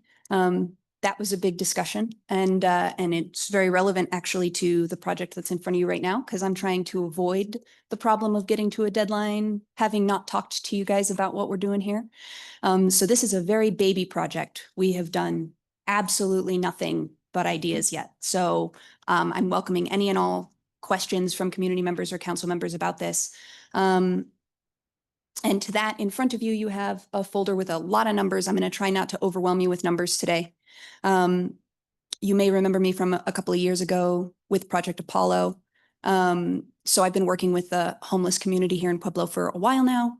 And I've been doing a lot of research on some solutions that we can come up with. And ultimately, I've found that there's a specific demographic that's really falling through the cracks of the infrastructure that currently exists here in Pueblo. And that's going to be single unhoused men who are suffering from multiple diagnoses. Most of these people are born and raised here in Pueblo. They've been here for their whole lives. Many of them are over the age of 60. They don't qualify for assisted living facilities because of their history with chronic homelessness and drug use. But a lot of the sober living and other permanent supportive housing projects that are here in Pueblo already won't take them because of those co-diagnoses. And so my proposition here is for a very specific permanent supportive housing project that targets those Puebloans that are falling through the cracks. There are currently about 360 unhoused individuals in our city, about 10% of which are veterans and most of which are male. You know, our emergency shelters are operating at like 93% capacity right now. If you glance at your paperwork, you'll see that other similar PSH projects nationally have retention rates of up to 98%. So this is something that's working nationwide already. And it reduces ER hospital visits. It saves us a lot of money citywide. The return on investment in some cases is as high as 6 to 1, meaning for every dollar that we invest in this, we're making $6 back. So really solid financial return on investment in every single permanent supportive housing project that I've researched so far. This is also working locally in Colorado. There are some permanent supportive housing sites in Denver that are doing really well. As I'm sure you guys know, homelessness has increased in Pueblo by about 75% since 2021. And so we definitely want to start moving towards solutions that are going to get our people off the streets and into housing. Housing First has been shown to improve everything that has to do with the cost of being unhoused. It keeps people out of emergency rooms. It keeps people out of jails. It keeps people off the streets. It improves crime rates locally. It improves tourism locally because homelessness is less visible. So what I am hoping for is for you guys to support our pilot PSH here in Pueblo by helping us identify land or surplus city properties over the course of the next couple of years, to support zoning or permitting accommodations, because I know how involved that can be. And so I know that by having city council behind us, that can really streamline that process. And I'm hoping for you to connect us to funders, providers, and allies for our project. I don't need any city funds to do this. I'm hoping not to need a whole lot of help at all from you guys. And ideally, this will save us about $30,000 per person per year. So I'm hoping for 15 to 20 people. I want you to imagine kind of a barracks space. So shared kitchen facilities, shared restroom facilities, private bedrooms that lock from the inside but not the outside. 24-hour staffing, no guests permitted, no sobriety requirement. So this would be a place for the people who don't qualify for things like sober living to get off the street and have a place to keep their things, get inside, reduce the strain on our shelters, that sort of thing. So this is my introduction to the project, and I've given you guys our numbers, and I'm just hoping to field any questions and start the dialogue. No, is this here for the support? Yeah, I was really focused on the numbers that you have here, because getting data on homeless, getting data on people that are addicted, it's really hard to glean sometimes. But you've identified that we have 359 unhoused individuals. How did you come up That's with per that? the PIT count that was just completed at the end of 2023. So they go out and they count them in the community, out in the encampments, the shelters, all of the sober living facilities, things like that. So I'd be happy to send you the most recent PIT count and Yeah, how I'd like they. to see it. Yeah, absolutely. Can you read? And when you say you don't need any financial support from the city, how, I mean, what is your intention of how you're going to derive income? Sure. So each resident will have to pay rent. It'll max out at 30% of their income, which is usually very fixed. Most of the people who would qualify for this are going to make $800 a month or less in Social Security or pensions, veteran benefits. The rest would be subsidized with HUD housing vouchers, billing, Medicaid grants, donations, things like that.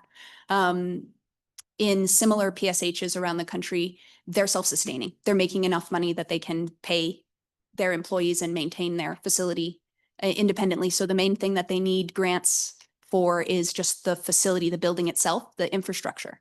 And so that's where I'm really hoping to get city council's support, is if you guys can help guide me to the correct properties. I want to have a big discussion about where this would be. I want to make sure that everybody is on the same page before we start pulling any triggers.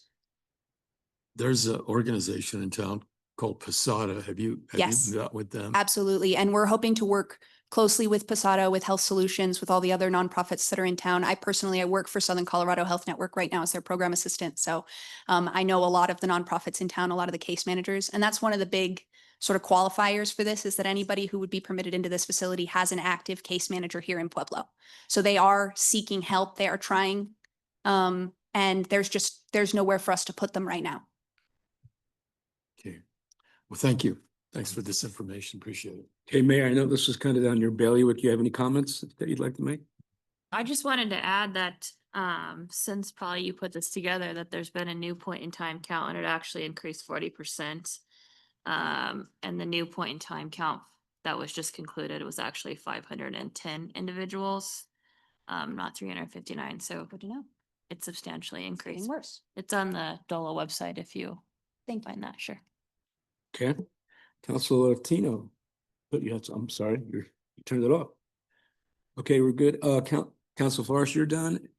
Any other comments, questions? Thank you, guys. Thank you so much. Thank you.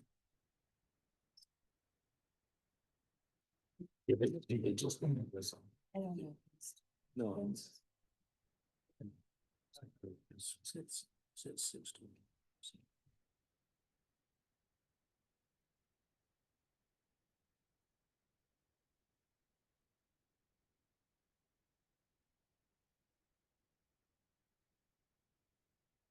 Item D is in reference to the PEDCO quarterly update.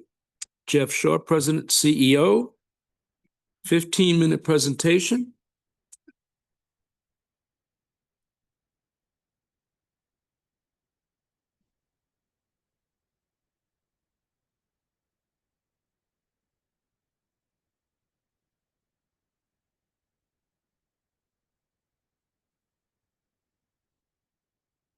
Mr. Shaw, who's your guest with you?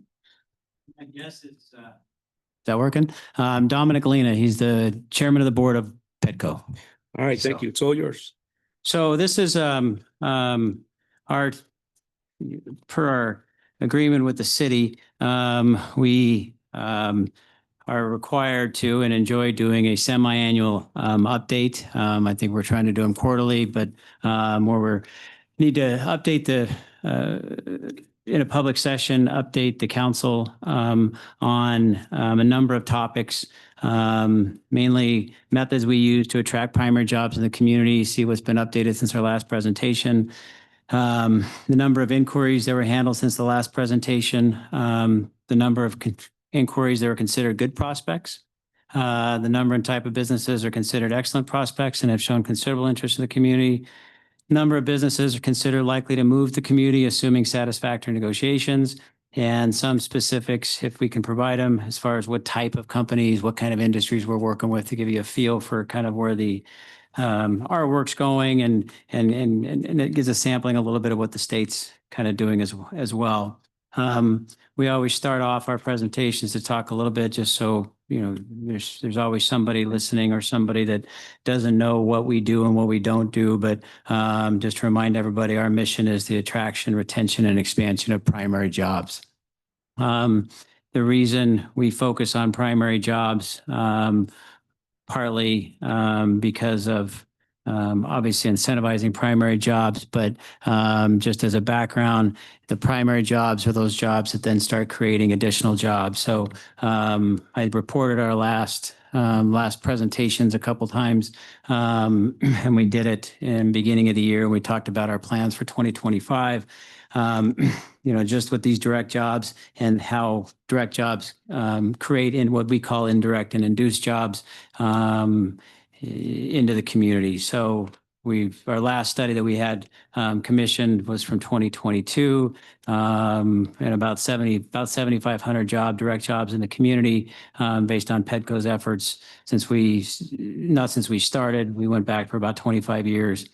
Those get multiplied by a multiplier factor depending on what industry, which creates about 4,000 additional jobs, so about 12,000 jobs. So those indirect and induced jobs is giving an idea of what those are.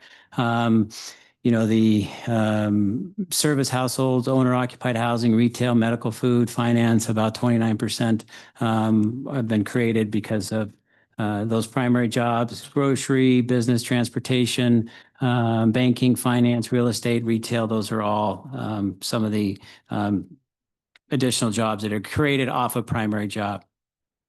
Right now, we're in the process of updating our expanded clusters that we went through. We have added one cluster, kind of a subcluster underneath one of them. But right now, we're spending significant time with prospects in aerospace and defense, rail related, either rail manufacturing or rail for transportation, the outdoor recreation industry, food and beverage processing, chemical manufacturing, construction related manufacturing. And a professional and scientific is kind of a one that we've been working on for a number of years of where we want to get to, kind of what kind of workforce we need. How do we get some of the workforce that's coming off the Bechtel project? But that's where we've put the AI data center hyperscaler conversations that are consuming not only our organization conversations, but also really any economic development organization of any significant size up and down the Front Range and throughout the whole country. Our attraction, how we're marketing and how we do things. It's a number of, it's an assortment of different avenues. We do some TV, internet marketing, mainly into the Chicago, Phoenix, and Southern California areas. What we did is model what communities that we think we can pull companies from. Based on the amenities that we have in Pueblo, based on our workforce, based on utility availability, size, transportation networks. And we were doing some up in the Denver market until April of this year, and we pulled out of the Denver for reasons I'll tell you in a second. We do some site selector visits. Those in the industry have been around or heard my presentations. A lot of the big companies and even medium-sized companies do a lot of activity for working with direct site selectors. Site selectors are hired experts that help identify locations. We've done site selector visits last year. We are planned visits in 2025 to Chicago, South Carolina, and Phoenix. It's some of the core hubs of some of those, as well as participating in the, we've joined the kind of the Front Range Collaborative, which is about 70 city, county economic development organizations up and down the Front Range to collaborate on opportunities. They do a large site selector conference in October through Metro Denver. We'll participate in that from in October. Other methods of attraction is outside of direct marketing and site selecting campaign. We do participate heavily in the Economic Development Council of Colorado, which is actually their big conference is going to be in Pueblo this year. So look for that. I think in the fall will be hosted down here.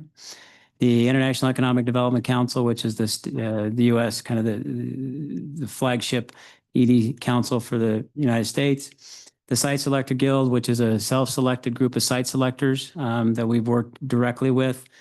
We also are participating in the FDI conferences. The FDI is the Foreign Direct Investment. There's obviously no secret of what's going on in our country right now and trying to attract foreign direct investment back into the United States. So we're working with site selectors on companies that are looking at FDI opportunities in the United States. Obviously, interaction with local companies and supply chain possibilities. Work directly with the Office of Economic Development and International Trade. And then as well as I mentioned, the Front Range Economic Collaborative that is administered by the Metro Denver EDC. So since our last presentation, we don't go through the entire list, but we would like to give an idea of kind of inquiries that's been coming in since our last presentation, the rough amount, what we consider good prospects, those that are likely to move. I can't get into specifics on those type of companies, but there's some that are very, very active right now. Since our last presentation, it's approximately 15 inquiries. It sometimes is difficult to quantify what an inquiry is. Sometimes we get phone calls, just people looking for some information into the community, not necessarily an inquiry. Usually it's somebody that has a business associated or a business attached to them. Of those 15 since the last presentation, what would be considered a good prospect? Typically a good prospect is going to have some financials attached to it or a path for financials. Not every prospect comes in with financials and financial backing with them. Obviously, that's a portion of our due diligence. We estimate about 10 prospects, since a lot of those 15 are good. Businesses with interest, we include some of the numbers from previous presentations because there's companies that we're still working with that have a high level of interest in the community, somewhere around 13. Of those, if everything goes well, you're never not quite sure what would happen, but nevertheless, about 7 of those. So we estimate somewhere of those numbers that I gave you, that's about 1,000 jobs. We're not going to hit 1,000 jobs right now. We don't have the workforce necessarily for 1,000 jobs coming in, but we estimate of those that are likely to move under the right circumstances would be somewhere around 300 to 400. The average wage of aggregate of all these is approximately 73,000 plus benefits, obviously trying to bring up the average wage in the community. As I mentioned, our pipeline includes everything from AI data centers, hyperscalers, chemical related manufacturing, not to get into specifics. A lot of our time is being consumed right now with a couple large projects, mainly one very large project that's looking at the St. Charles Industrial Park. That a lot of people in the community have been helping out and participating in, as well as a couple in the construction related manufacturing.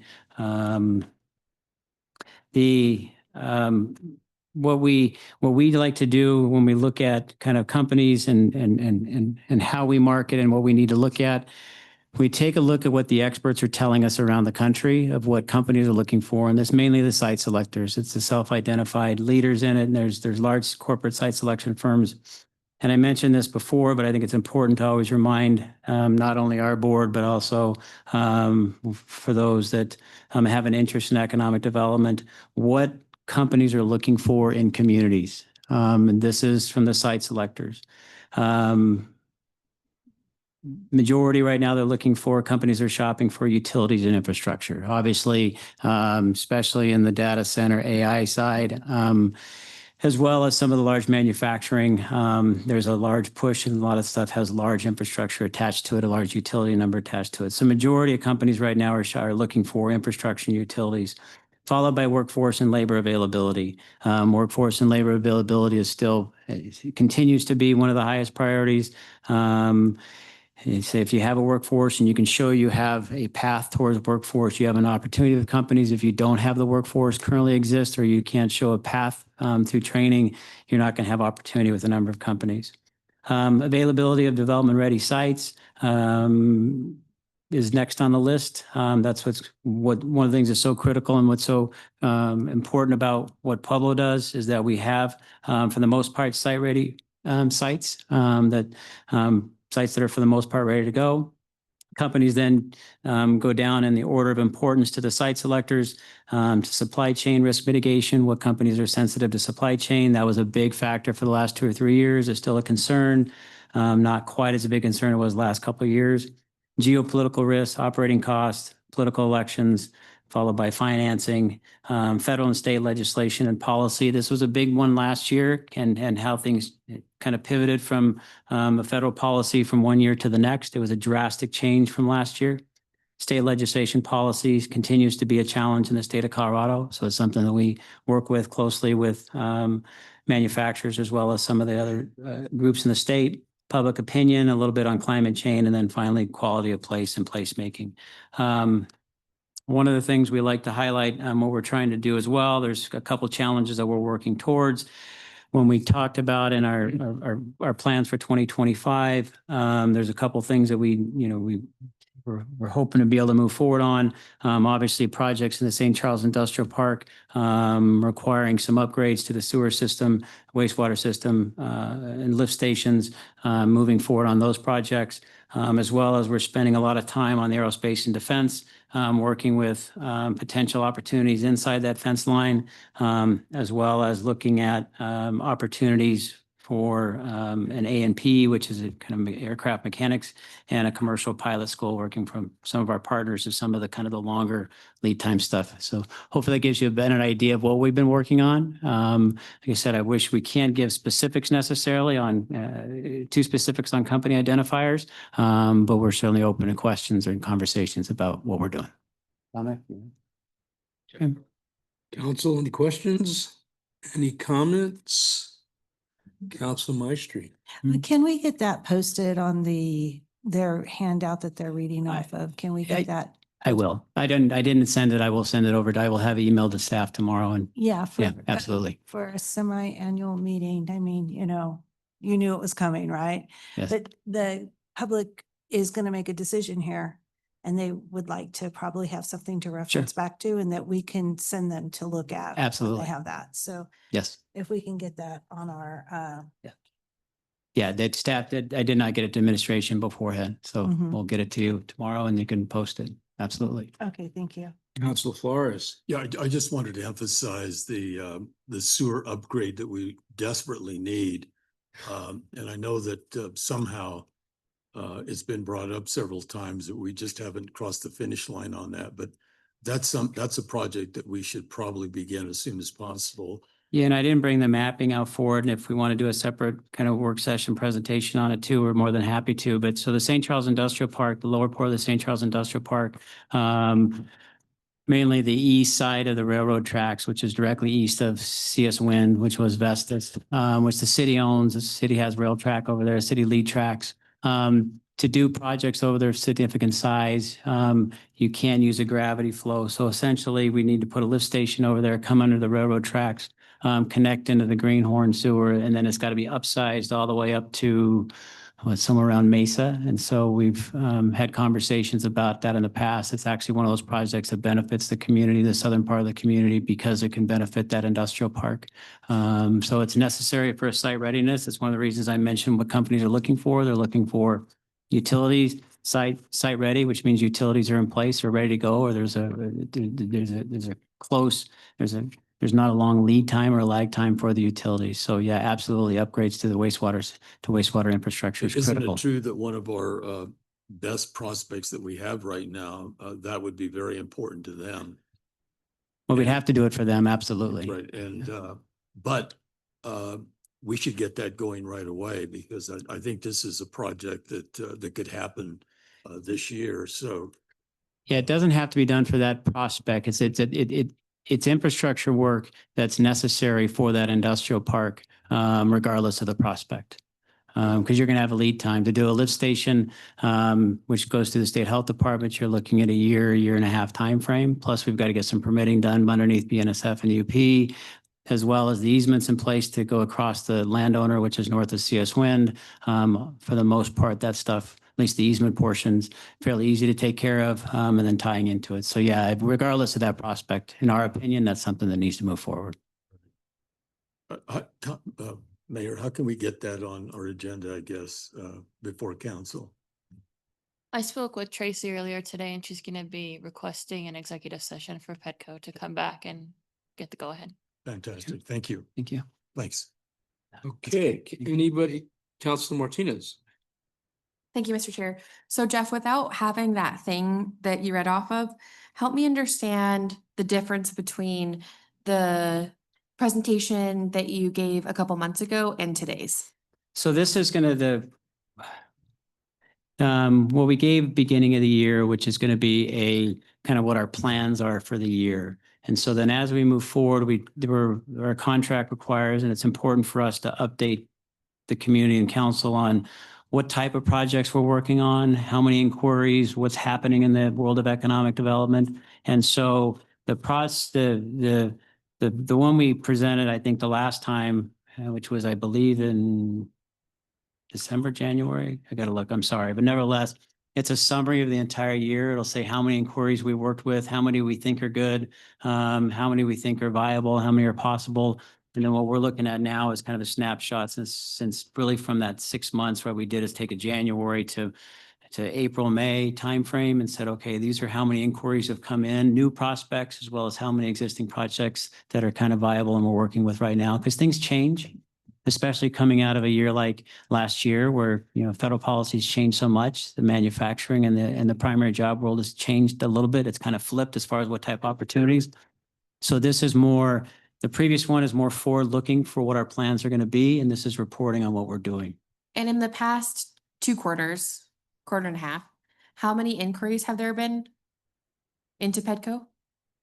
So since what we consider a good inquiry, I think we've had since our last report, what did I indicate?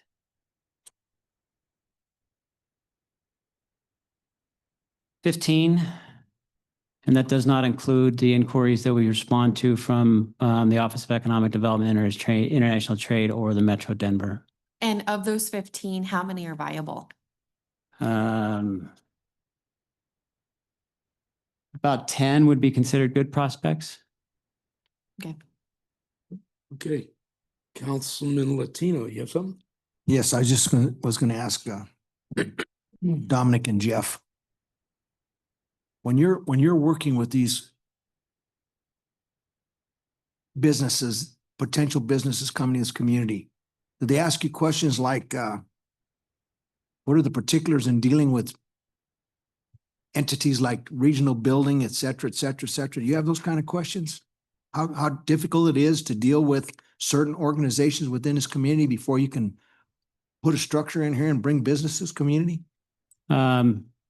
Yeah, so you can usually tell by with companies by the questions that they ask. And so companies typically want to know a couple of things when they first come in. They want to know, do you have the infrastructure in place? Do you have the utilities? Do you have the capabilities? Do you have enough electricity? Do you have enough gas? Do you have enough water? And if you don't, what's the lead time to get it? They also then want to know what the speed and the timeline is going to be. And so they typically they'll have conversations.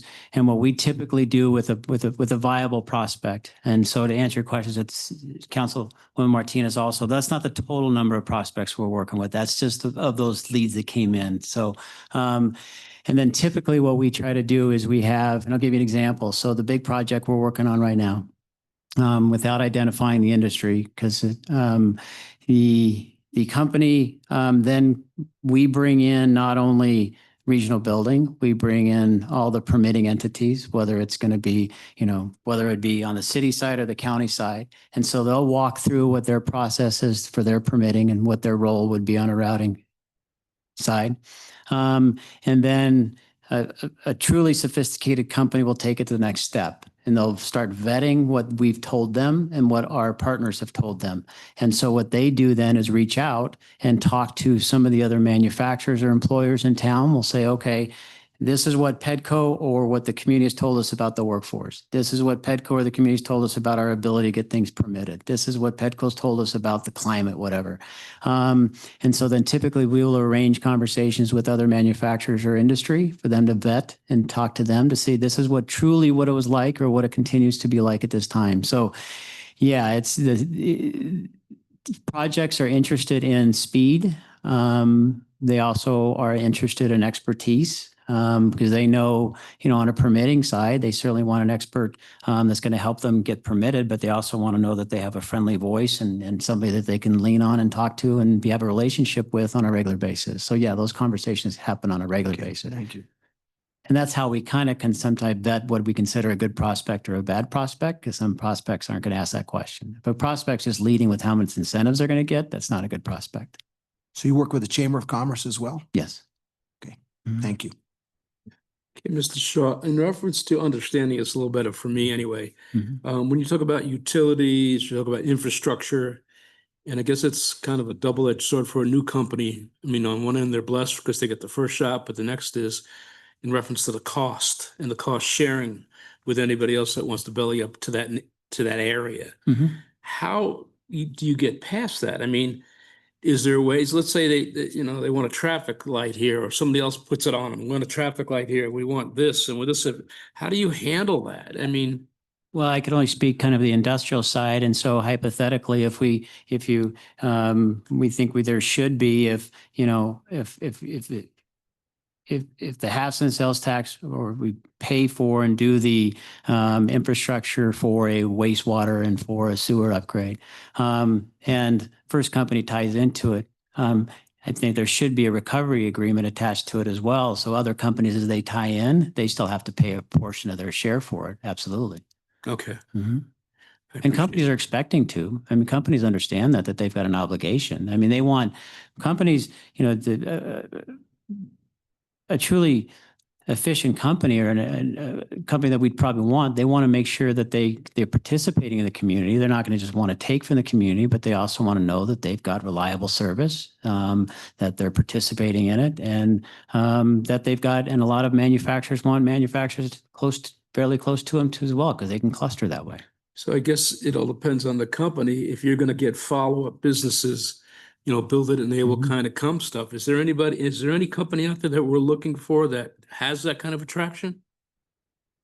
Well, the big company, one of the big ones we're working on right now has that kind of attraction attached to it, because what we try to do is cluster. And so typically themes in economic development is clustering. If you can bring in a certain type of an industry, there's an example of clustering out at the airport industrial park. So the biggest example of clustering would be Evraz, and how many people provide product to Evraz and suppliers to Evraz. But trains is a cluster, because companies, there's a supplier network that forms around them to some degree. So if you bring in the right type of a company that has a large enough presence, that you'll have clustering opportunities where companies will follow, supply chain will follow. Okay, If that answers your question. that answers my question. Okay, Counselor, any other kind of questions from council? Any other comments? I think we're good. Thank you, Okay, Mr. thank Strzok. you. Thank you, Mr. Andrews. Not Andrews, I got his name. Okay, next up, we've got item agenda half-cent sales tax ordinance. Mayor Heather Graham, 20-minute presentation. Thank you, Chair.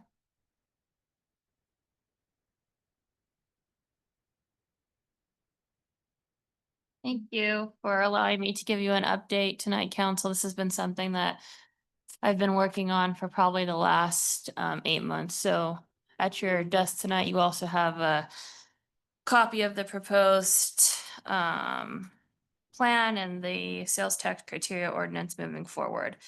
So really what started this idea about changing the half-cent sales tax and the way that the money could be potentially spent is over the last several years, I think that we have seen a stagnant when it comes to economic development. And so I have been traveling around Colorado and viewing some other cities and counties and what they do as far as economic development and how they are thriving while the city of Pueblo just remains stagnant. So tonight we're going to be talking about the current criteria ordinance. So this is the ballot question 2A. And as you can see, I've highlighted the portion in the ballot question ordinance number 9764. And then this is the snippet of ordinance 9764 where it states that the city council is authorized and directed to establish the ordinance by the criteria, standards, rules, and regulations for the appropriate and expenditures of such revenues for primary job creating capital improvement projects. So really what that tells you is it's up to the city council on the changes that are made to the criteria ordinance. Why are we looking at creating the criteria ordinance? We've heard for many years that it's been successful. What we have been doing for 40 years has worked. And at times that has probably been true. But for the last 10 years, these are the successful companies that PEDCO has been able to bring forward. So you can see the list of the companies on the left, starting from 2015 down to 2023. And as you will see, there is nothing for 2023 or nothing for 2020 or 2024, or 2025, because we've had no new companies. And you can see that there is a year listed next to the company. And those are the current jobs that are at these companies. This was provided to me from PEDCO. So you can see in 2015, we had 3 successful businesses come, 2016, 3 successful businesses come, 2017, 2, 2018, 1, 2022, 2021, 2, and 2023, 1. And as I stated, we've had 0 in 2024 and 0 in 2025. So you can see there's been a steady decrease in the amount of companies that have come over the last 10 years.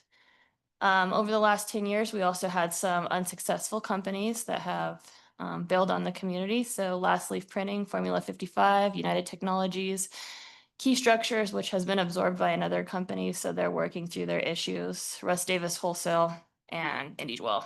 And you can see the respective years in which they came as well. Every month or every quarter, this is posted on the city's website. So these are all of the outstanding companies that we have current contracts with. In the city, you can see their reporting status listed below, the last time they reported, the required employees that they are supposed to have, and then you can see the employees that they do have. And then you can also see if they owe the city any money. So in some contracts previously, some of these businesses were granted funds up front. Some are rental reimbursements. And so they all have, kind of a different play if they have to pay the city back money, or if there's just a decrease taken off their total because they've been providing the community with the jobs that they promised to provide. On the left-hand column, you'll see some of these outstanding businesses, and I've also starred next to them who are in default or currently delinquent at the city of Pueblo. So we have Active Armor, Grady's, Indie Dwell, Last Leaf Printing, and then you can kind of see a little PSYOPs next to it on kind of what their commitment was, what they've reported, when they've left the city, and the dollar amount that they still owe the city. And this is just a continue on of some of the other businesses and what they owe the city currently. And then we get to this. So the city of Pueblo has been actively working to do a balance sheet and really what is owed to the city, what are the active projects within the city that have been approved from all of the different city councils before us, how much their payment, what their cash payments are, what their employee credits are. And so you can see there has been a long list of projects, and some of these, most of these businesses are great businesses. They brought lots of jobs to the community over the last 40 years. And then there's some businesses that were not so good. So that's what's going to be this inactive projects. These are businesses that left the community without paying back the money that they owed to the city. You can see the inactive subtotal is close to $9 million that the city did not collect on from these companies that took the taxpayer dollars and ran. You can also see that in the right-hand column where it says possible write-off, these were notes from previous administration, previous city managers, and what they thought should happen with these companies that didn't pay their respective dollars back to the city. So in my time, we have visited Castle Rock, and we've also visited Grand Junction, and really did a deep dive on what these communities are doing. I know Castle Rock is a little bit different because they have lots of commercial retail development in that area, and they're in between two large cities. But some of the things that they do differently in their community is they have programs designated to attract and retain desired businesses. They try to get primary employers, but they also incentivize existing primary employers. They also have target industries that they try to reach, which are tech, national finance and insurance, professional scientific services such as engineering and architecturing, and some parts of manufacturing. They also incentivize for primary office space and development because they lack that in Castle Rock. They do retail incentives. That is something that we currently don't do with our half-cent sales tax dollars. They do business and personal property tax rebates to new businesses that are coming into the community as part of an incentive. And they also incentivize with economic catalysts and projects that are going to have economic development significance. And what that means is they look at the sales tax driver, specifically in Castle Rock. They are incentivized by a commercial development tax of 4%. So only commercial developers pay this tax. That is similar to what they have as their half-cent sales tax fund and how they incentivize. They don't do a whole lot of dollar for dollar incentivizing. Their incentivizing is really acquiring property, acquiring land, and cutting the red tape for large businesses that want to come into their city. Grand Junction was kind of similar. Their biggest keys are speed to market, public and private partnerships. They have a partnership with their college, so they every year provide $500,000 to the college, and they have a incentive and workforce program in which they use to take people who are in the school and set them up with certain programs, but they pay for these individuals to go to school, and it really helps with their workforce development. They give $500,000 every single year to the college. They have 0.75 sales tax. That's their economic tax. And the majority of their money goes to general capital projects, and they pay debt service for infrastructure within their community. I know Councilor Maestri mentioned Grand Junction and how clean and beautiful it was. A lot of their economic dollars go to make their downtown incredibly clean and beautiful. They really invest in their infrastructure and their amenities there in order to drive different prospects and different businesses to their city. So it's very similar to Pueblo. We have similar attractions and similar amenities that are located like the airport, like our outdoor rec. And so they're really a city that we can look when it comes to similarities. They also engage in strategic land acquisition. So one of their big incentives is purchasing land and land banking it for prospects and developers to come in and being able to give them their land. They give their Chamber of Commerce $40,000 a year. They have an incubator for small businesses, similar to like what we have at the BTC. It's a lot larger. A lot more interactive space. When we were there, they actually had the individual who is working with Amazon. So the Amazon warehouses have robots that generally do all their stocking, and this individual out of their incubator small business center made like charge pads that were laid out on the ground to go into Amazon, and so that their robots could stay continuously charged, and they didn't have to shut them off, and they could work 24 hours a day. So that was a really cool incubator space that we were able to see happening, right here in Colorado. They also do business and personal property tax rebate as well. So this is my proposed change to the criteria ordinance. So what the criteria ordinance would do is it would allow city council, it would allow PEDCO, it would allow us together to really take the dollars that we have and use them differently and not just focus on primary jobs. So we would look at economic catalyst projects. We would promote placemaking, prevent economic leakage, and I'll get to that in a minute. Our capital improvement projects would also interact with the regional tourism project that has been approved by the Colorado Economic Development Commission, which also qualifies for state initiatives.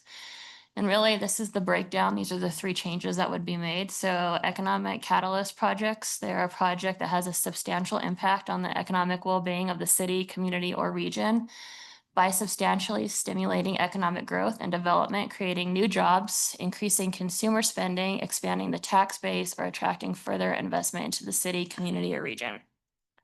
Some examples, you've heard me talk a lot about the Pueblo Boulevard businesses and the expansion of those and being able to use half-cent sales tax dollars to provide the infrastructure so that these businesses can get open quickly and we can have a lively Pueblo Boulevard.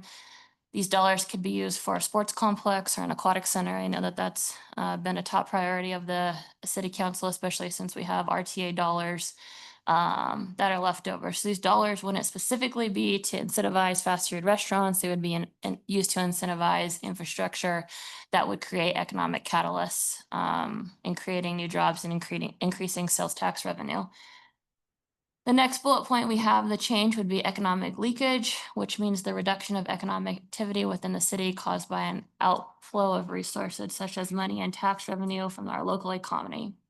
So some examples of this would be like a Super Target or a Buc-ee's or a Costco, some kind of niche that the community doesn't have at this point. And we know that many consumers within the city of Pueblo drive to Colorado Springs to enjoy Costco and Super Target. I'm not sure if anybody from Pueblo drives all the way up to Buc-ee's, but this would be an example of something that we could incentivize that we cannot incentivize at this point because of the criteria ordinance. And then placemaking. So placemaking is the process and act of creating high quality public spaces and amenities that encourage people to want to live, work, and play and learn in the community or region. So an example of this would be Jellystone. We've heard a lot about Jellystone and the outdoor rec area that's being proposed on the south side. The way the criteria ordinance reads now, we would not be able to incentivize Jellystone. So these are some large projects that have been talked about substantially within the community. And this proposal change in the criteria ordinance would allow us to incentivize these businesses along with other businesses to be able to come into the community. So the total amount, so I'll take it back a couple steps. So I've been meeting with Danny and Carlo with a board that PEDCO has put together of current board members and past board members over the last several years. We meet every other Wednesday to discuss this proposal. In the beginning, I wanted to make a proposal to change the ballot language. This current board at the time did not have the appetite to support the city changing the ballot language. So we looked at changing the criteria ordinance. A change in the criteria ordinance can be done many times. If this wasn't successful, we could change it back to the way it was, or we can make additional changes. If it's ballot language, that's very difficult to change. And so we think that this is the best way to go. In our meetings, we decided on putting a cap on the amount of the half-cent sales tax that could be used every year. Our recommendation was higher than the 15% aggregated. So out of all three of these bullet points, the max amount used can only be 15% a year out of the half-cent sales tax of the uncommitted fund balance. And so we came to the conclusion that 15% sounded reasonable. So as of May 2025, the unencumbered fund balance is $63 million. 15% of that would leave $9 million that could be used to incentivize different businesses or infrastructure that I've stated before. Same criteria will apply, and City Council will continue to have the sole authority to approve any of these proposals that are brought forward, or if a variance has to be granted, as they have done in the past. So happy to take any questions at this point, but that pretty much sums up the change to the criteria ordinance that I'm proposing. Councilor Martinez. Thank you, Mr. Chair. Thank you, Mayor, for that was, I think, a really good foundation for the criteria ordinance. I have a couple of questions. One, is there currently a cap for half-cent sales tax funds? No. Okay. So the group that has been meeting felt that that there should be a cap so that there would still be money to incentivize primary jobs, and we agree. The cap number was just the question that was being questioned, and how much of that money could be used. So if you have a big project come in and take, half of the half-cent sales tax to incentivize primary jobs, it would still be 15% of the uncommitted fund balance per year. Got it. Okay. And is that cap 15% per project or 15% for the entire year? 15% for the year. Oh, wow. Okay. And why, walk me through 15% landing on that number? Because that seems small when you think about the overall fund balance of the half-cent sales tax right now. I think, Counselor, in any of these projects that we are thinking about incentivize, when you talk about these businesses that we're trying to attract to the community, most of them are billion-dollar companies, multi-million-dollar companies, right? So they're not necessarily coming to the city asking for a check. They're not looking for cash incentives. They're looking for speed to market, the quickest way that they can get their doors open. So they're looking for the infrastructure to be put into place. And if the infrastructure isn't there, the city facilitating it to be there, and they're looking for somebody to hold their hand and get them through the red tape in the permitting process. And the placemaking kind of bucket of the criteria ordinance. So we're gonna retain their primary job incentivization, but then be adding additional things like placemaking and economic stability or whatever. Economic however- catalysts and Catalysts. leakage. Okay. Are those specifically defined, like, only for infrastructure for placemaking or programming for placemaking, or you know what I mean? They're not specifically defined in the ordinance. That is the definition that I had up on the screen. Can you bring that back up, Clyde? In the ordinance. So it's really still gonna be defined by the criteria ordinance as a whole. These will just be 3 additional ways that the money can be spent. And council still retains the ultimate say-so of. Yeah, just as Those you do funds. now. So, anytime we have a Pedco project, they have to come to city council, explain to city council why this is a good project. City council gives them the ultimate authority to move forward, as would any of these projects. And then when if Costco, for example, Super Target, Buc-ee's, if they want to take advantage of these funds within the placemaking bucket, would there be an application in the city, or would that application still be through Pedco? It could be either. So we have a contract with Pedco, but it's not exclusive to just Pedco. So if a Costco just called the city and said, hey, we need help acquiring a piece of property on the boulevard, could you help us do so? That would be something that the city could work on. It would be a Great. proposal that we would bring to city council. City council, can we use half cent sales tax dollars to purchase this piece of property? Because we know a Costco is coming and they're interested in the property. We're going to acquire the land and make it easier for them to come here. Okay. I don't know, and I also just want to note that all of these examples listed on this slide are conversations that have already happened, right? Like, you're not just pulling them out of thin air. No, they've been happening. We went to the Pedco board meeting, the actual Pedco board meeting. So the meeting that we do every other Wednesday is previous board members and some current board members. So it's kind of a mix of community members that come to it. So we took it to the Pedco board. They ultimately did not decide to make a motion for this specific ordinance to support. Their motion at the board meeting was for the city to change the ballot language to reflect specifically what these changes would be. That is why I gave you the first slide of what the ballot language states already and how it leaves the judgment of the criteria ordinance up to city council.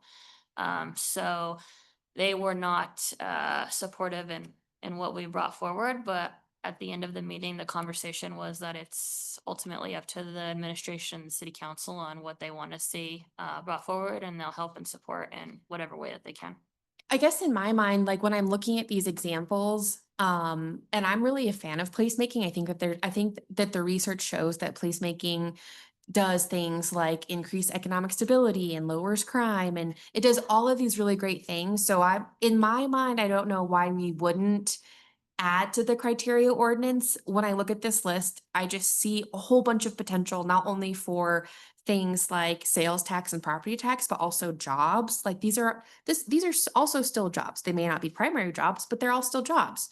So I don't know why we wouldn't pursue this. I also just want to note that for 15%, it's like 9.4 million. That's only like a million-ish over the amount that was left on the table for all of the non-compliant Pedco Right. monies. The monies the city just left on the table and never went after, and we're past the point of going after these businesses. You'll remember earlier in the year that one of the companies was also in compliant, Rockla. The second that we found out, we issued notice that we were going to call their entire balance. If they didn't pay, they owed the city $1.3 million, and the city successfully collected. So that's really our goal, to make sure that the businesses that we currently have are compliant. They're doing their reporting compliant, and they're making payments to the city if they're not compliant. President Mark Ayler. You said we have lists, copies of this, but I don't have. Should be up at your. We don't have statements. any copies. Really? No. Are they in your envelopes? No, there's nothing.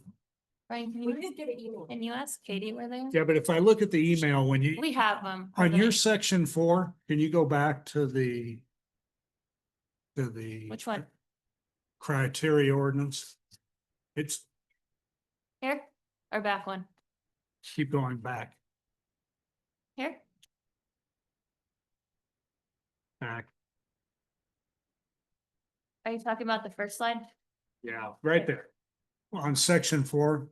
Yeah, Okay, because on the email, it's different. marked Sorry. out. And so I'm sitting here trying to, I made you copies. I don't know where they are. Maybe Katie can track them down for us. no, I'm sure you did.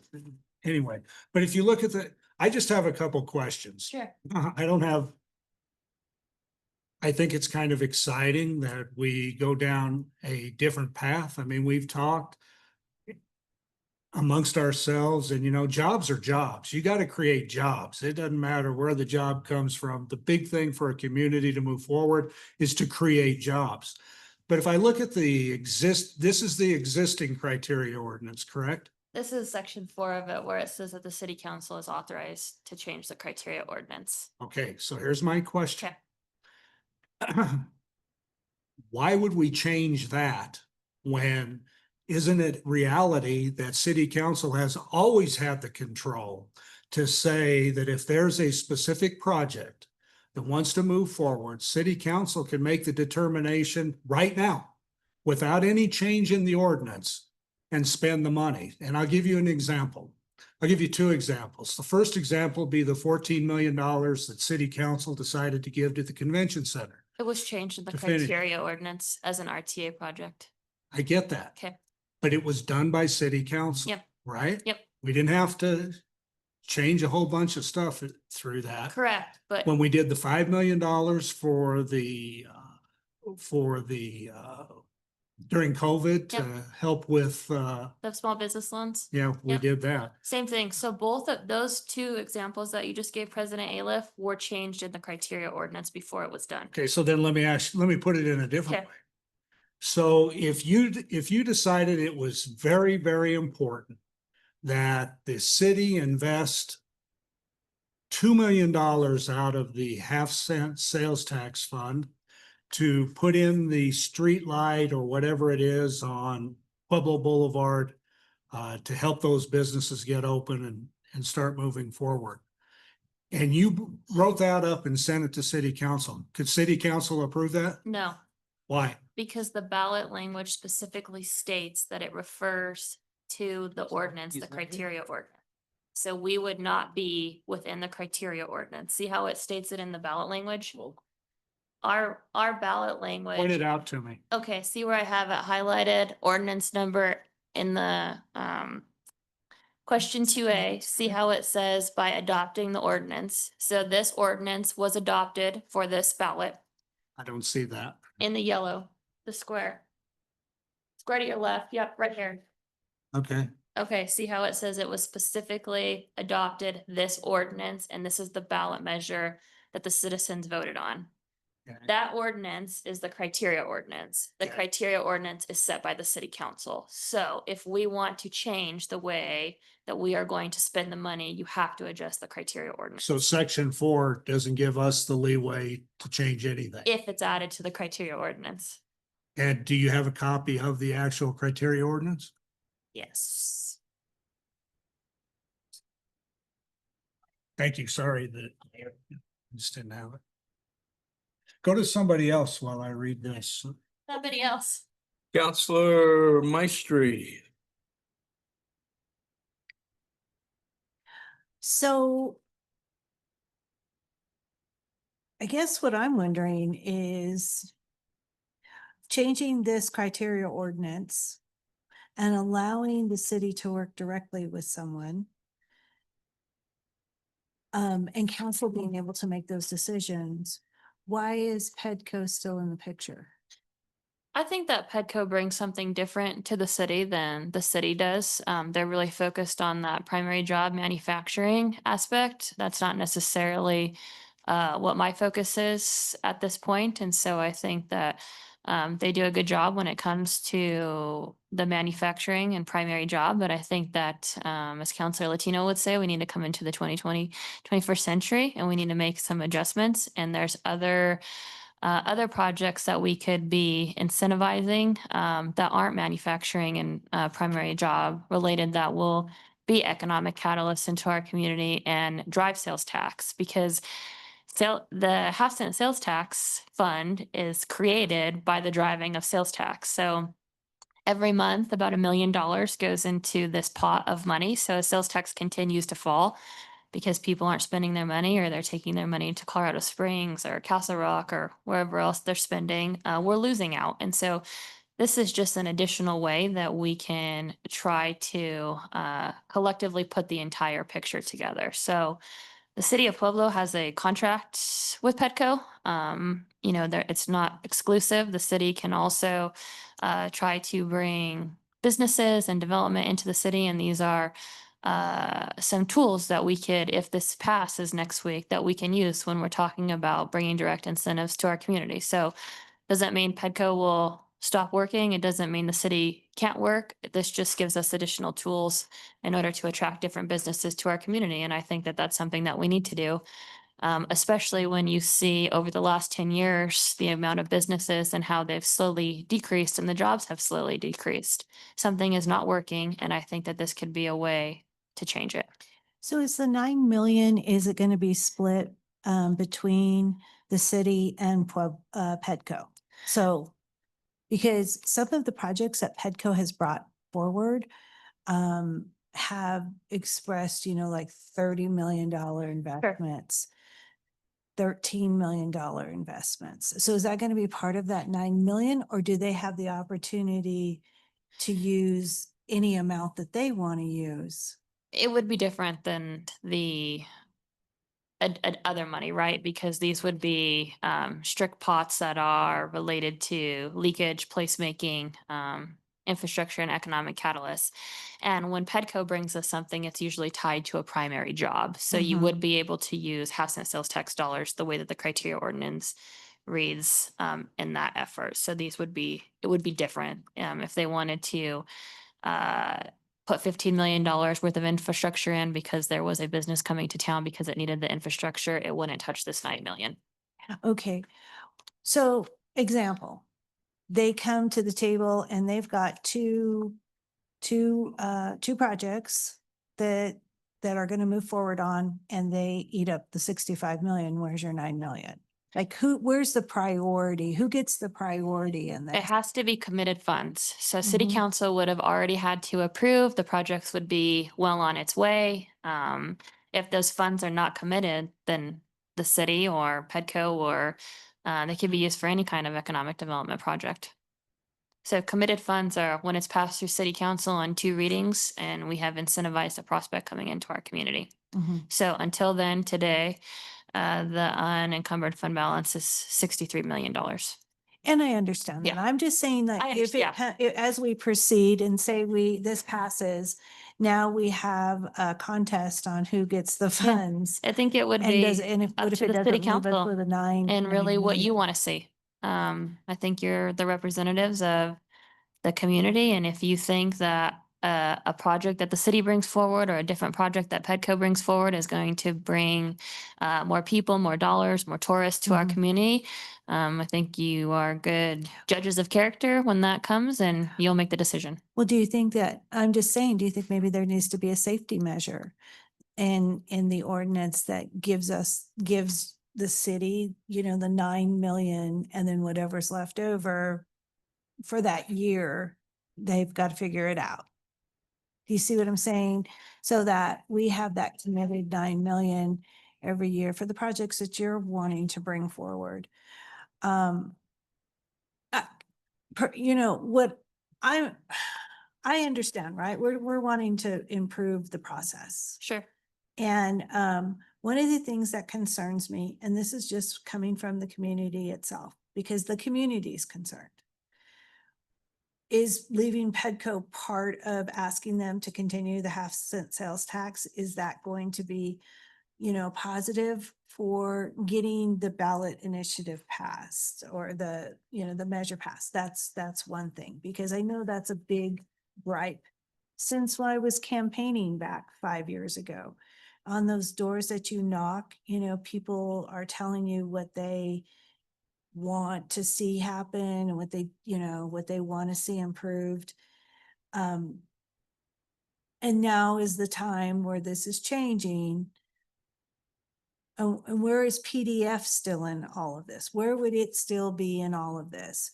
And where's Pura at in all of this? When we talk about infrastructure needs, that's what I thought Pura was developed for. So why would we be taking this money from this pot, and putting it towards the needs of infrastructure when Pura, I thought, solely was developed for that?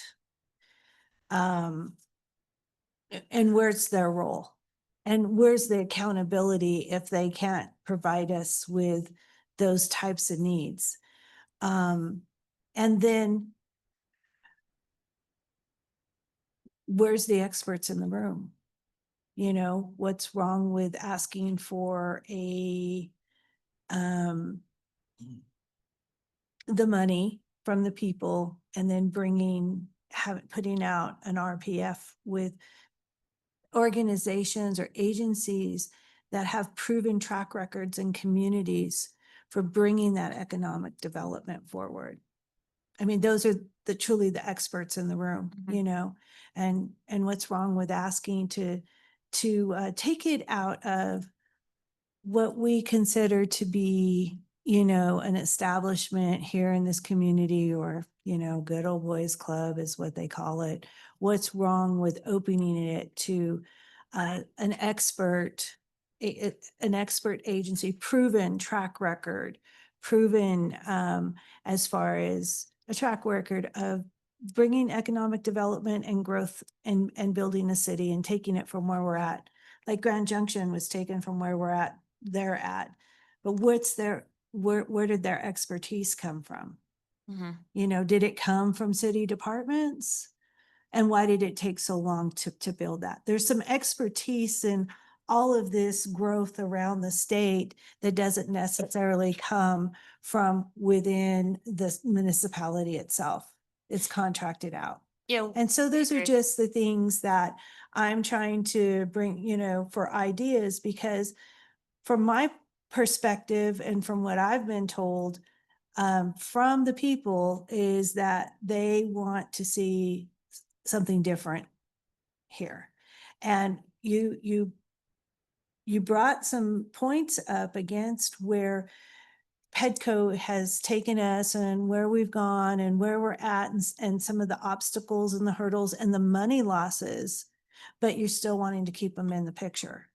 You see, I mean, because I was really disappointed when Mr. Gifford gave me the file for the PBR building to see that the only criteria to say that they had reached their employment agreement was a form letter that the date was basically changed, and the Human Resource Department said, oh yeah, we had 89 employees this quarter. And there wasn't, certified payroll to show that those employees even lived here in this community or that they existed.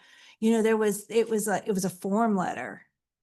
It was a form letter with a signature from HR department. And yet at the end of the 10 years, we handed them a building and we didn't have a true record of that accounting. And I kind of see some of that when it comes to the problems or the accounting of whether we have the right amount of contractual employees. It makes me wonder if that's a form letter too, if they are actually meeting the requirements. And as a council, do we need to go further and make sure that there are more stringent requirements in place for things like that? Yeah. So it's a deeper dive into, do you want to go backwards, you want to only go backwards and look if you need to want to improve the processes so that we don't look at a $9 million deficit. Because the one thing that we also didn't fail to mention, the $9 million deficit. What about the 15 million that we did give the convention center that's due in 2027? That's still out there, and that's not part of that 9 million. And is Pure going to be able to reimburse that 15 million? So say put 15 million on top of the 9 million, now you're at, close to 25 million. And so we have these partners that are supposed to be fiscal stewards of this money, that taxpayer dollars, and they're not. So, I mean, it's a bigger picture than just this here. And I want to make sure that, we're aware of that and that we're going to actually do something about that. Yeah, we are. And what I will tell you is we have an auditor now that's paid out of half-cent sales tax dollars. And he's the person that has compiled all of this data that I've given you tonight. So his sole job is just to go over half-cent sales tax contracts, agreements, on-site audits to make sure that these employees are where they're supposed to be, because you can clearly tell that hasn't been happening for the last several years. That is the reason how we found out that Rockla owed the city $1.3 million is because of this auditor that we hired last year. So we're catching up now, doing things that should have been put into place before. And so we're not just looking at moving ahead, we're also looking at cleaning up the books and what has happened previously, and to make sure that we don't get ourselves in this predicament again. Any contracts moving forward, City Attorney Sykes is developing those in a different way than previous council did, about giving money and paying money up front, and more of a reimbursement to, as these jobs come into our community, you're reimbursed X amount of dollars. And so it doesn't leave the city hanging. And we're not in a position like we are right now with IndieDwell or some of these other companies that left in the middle of the night and left the taxpayers without the promises that they made to the community. So we are working on all of those, but I appreciate the insight. Yeah, I'm just saying, if we're going to clean it up, let's clean it up well. And sometimes, and what I'm hearing is negativity about Pedco, and these are just from common everyday citizens that could do simple math. Sure. And so I would like to see some experts in the room, and sometimes we need to go outside of the room to get those experts in order to bring those ideas. Because what they bring with it is they bring data and research and proven abilities to the table to say, hey, this is going to work, and plans. We can have all the ideas that we want, but if we have, proven records are the best chances to take. Okay. And I appreciate you going out to other communities and looking to see what they have. Thank you. Thank you. Councilman Flores. Boy, there's a lot. This is overwhelming, what I just have been hearing. I've written all these down. Petco was created 42 years ago, and to try to vilify this idea by the people that really helped our community over that period just isn't fair. And I cited it earlier that, the success that Pueblo's had with Petco is just overwhelming evidence. Obviously, if you want to go look at the report card about what people left going, those were all decisions city council made. That's our report card too, and the previous city council. So to try to lay this on Petco, if you look at their contract, they don't have the funds. They don't write the checks. They don't follow on bad debts. They don't do any of that stuff. They're simply looking for businesses to relocate in Pueblo. So if you want to look at all the negativity, blame us. We're the ones that make the final vote on any project. And I noticed that you may want to clean that up. The page about writing off over $8 million. if you'll notice, Qualmed is in that, it almost accounts for 85% of that. And they're gone. They had a huge impact at that time back in the 80s, but they don't exist anymore. I mean, that's not even a question of why it's still on there. Well, it's money that we gave them up front and they left, just like you said. So these are dollars that were never given back to the community like they had promised. So All of us would hope that that's, that they would. But again, it was city council that agreed to that deal. It didn't work out. Why keep it on the books anymore? well, because it's a debt owed to the city, so it's gonna be on the books. But they don't exist anymore. Right, neither does Indie but these are taxpayer dollars that we have given to entities that owe the city money. So if they come back a second time and want to be re-incentivized, which a couple of these have that are on this very list for more half cent sales tax dollars, I hope that the council will reconsider and that this information has been made aware to them. Fine. Let's talk about the voters. When you stop to think about all these changes we want to make, the voters, the vote, it's almost disrespecting the voters in some way. Because now that they voted the way they did 4 years ago, and we promised we were going to abide by a certain vote, a certain criteria ordinance, that would be good through January 1 of 27. Now, we're saying, no, we're going to change it a year earlier or a year and a half earlier because we think we need to expand this. And by the way, I think, I serve on PEDCO and, they do want to make some changes. And so I'm not saying that we don't make any changes, but I think number one, we forget that nothing is going to happen until the voters say this is okay. And the more we confuse this criteria ordinance, the less likely that this is going to pass in November, in my opinion. The fact that we want to start using the money for retail has always, bothered me a lot because all we're doing is circulating the same dollars. So I think that the primary job piece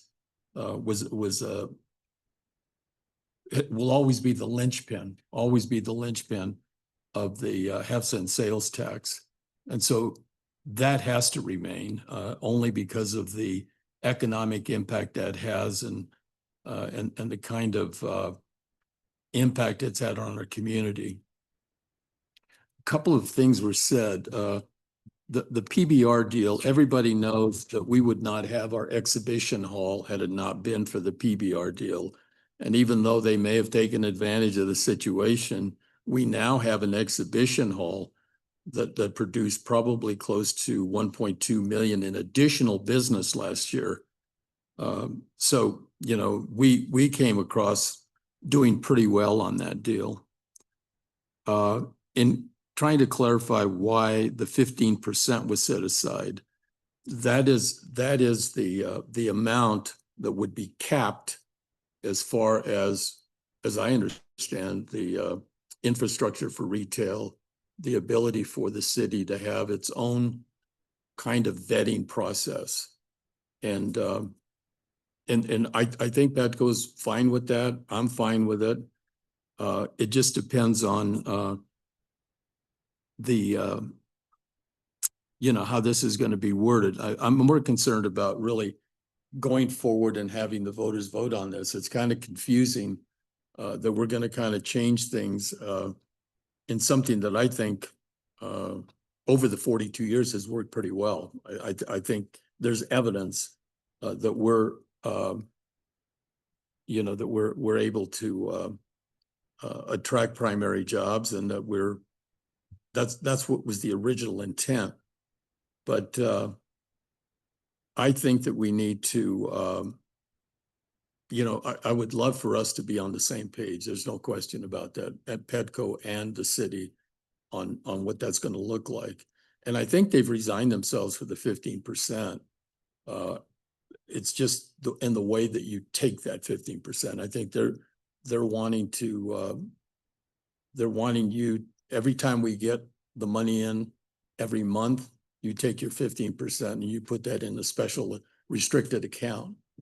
And I think with that, you know, that change in itself on how you get the 15% would have us all rowing in the same way, and we would have a much greater chance of having the ballot question pass in November.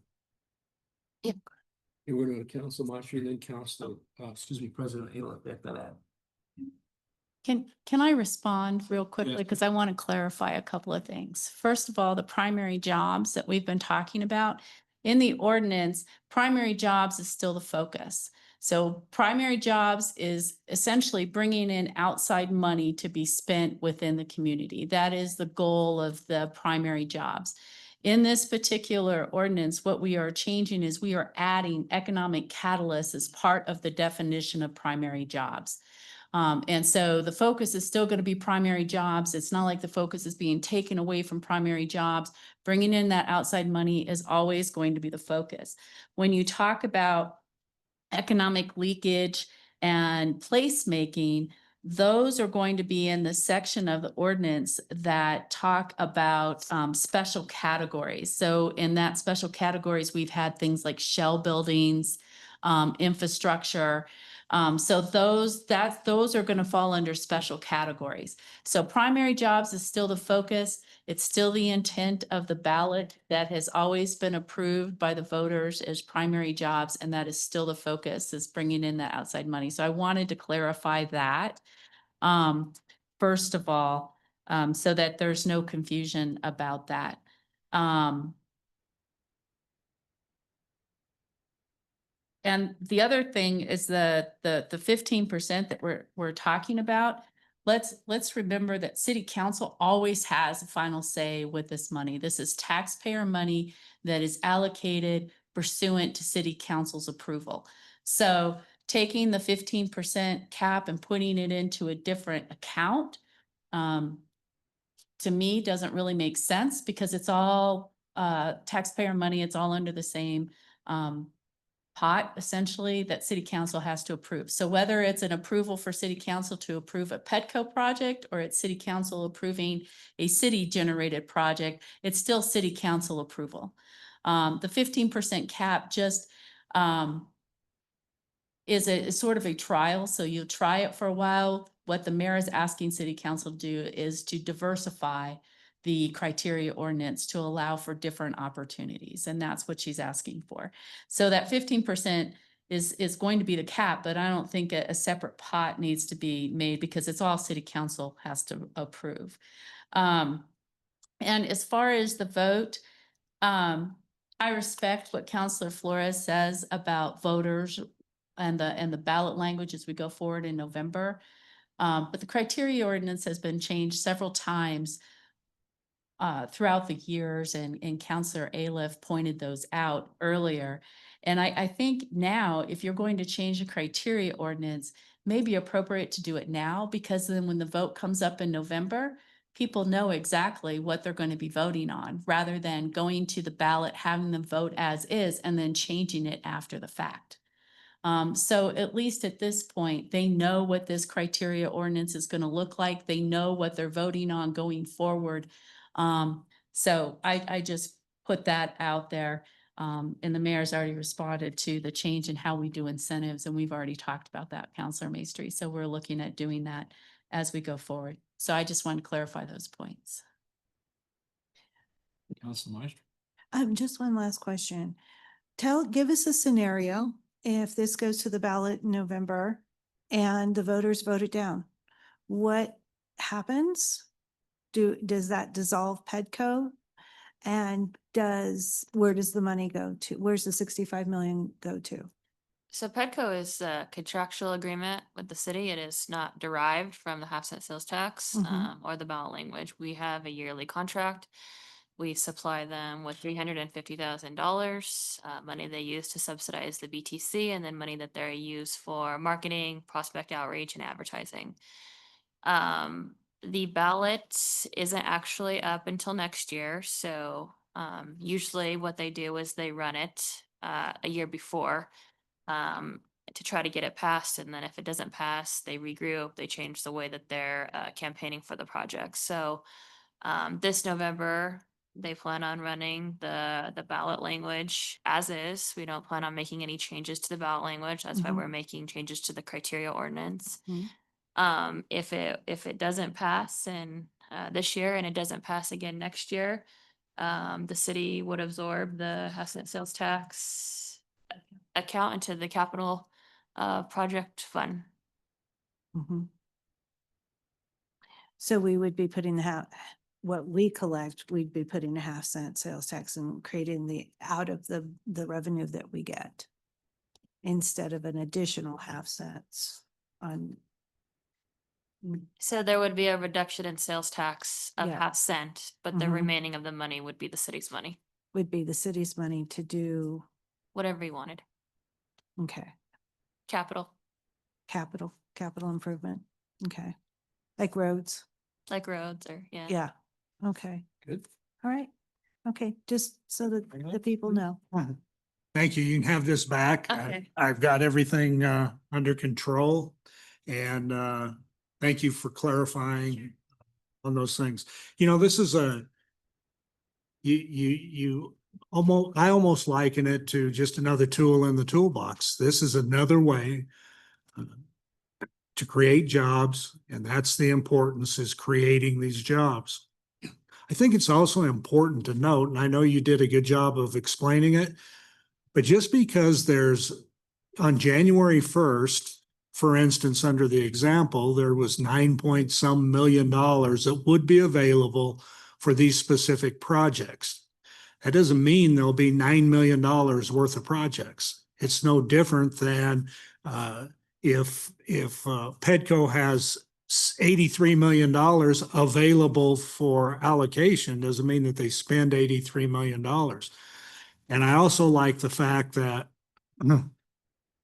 none of the process literally changes at all. It still comes back to city council, the presentation's given, the public hearing is held, and it just works like it's always worked. It's just opening up another tool in the toolbox. And I'm excited about it because I think that there's going to be some very positive things happen out of this that were not able to happen. You know, I'm with Councilor Flores when I say that, when he said that, Pedco gets a bad rap. And I think the bad rap a lot of times stems from the fact that they're hamstrung by what they can do.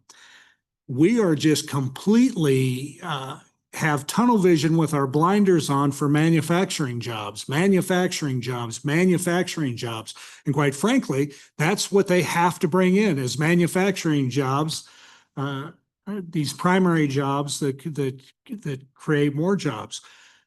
And I think that we've really, over the last at least 10 to 15 years, have really missed the boat by not taking advantage of jobs, putting people to work, creating jobs, and moving the community forward. So this is very exciting. Thank you for your hard work. Thank you for putting this together. And I hope it's successful. Thank you.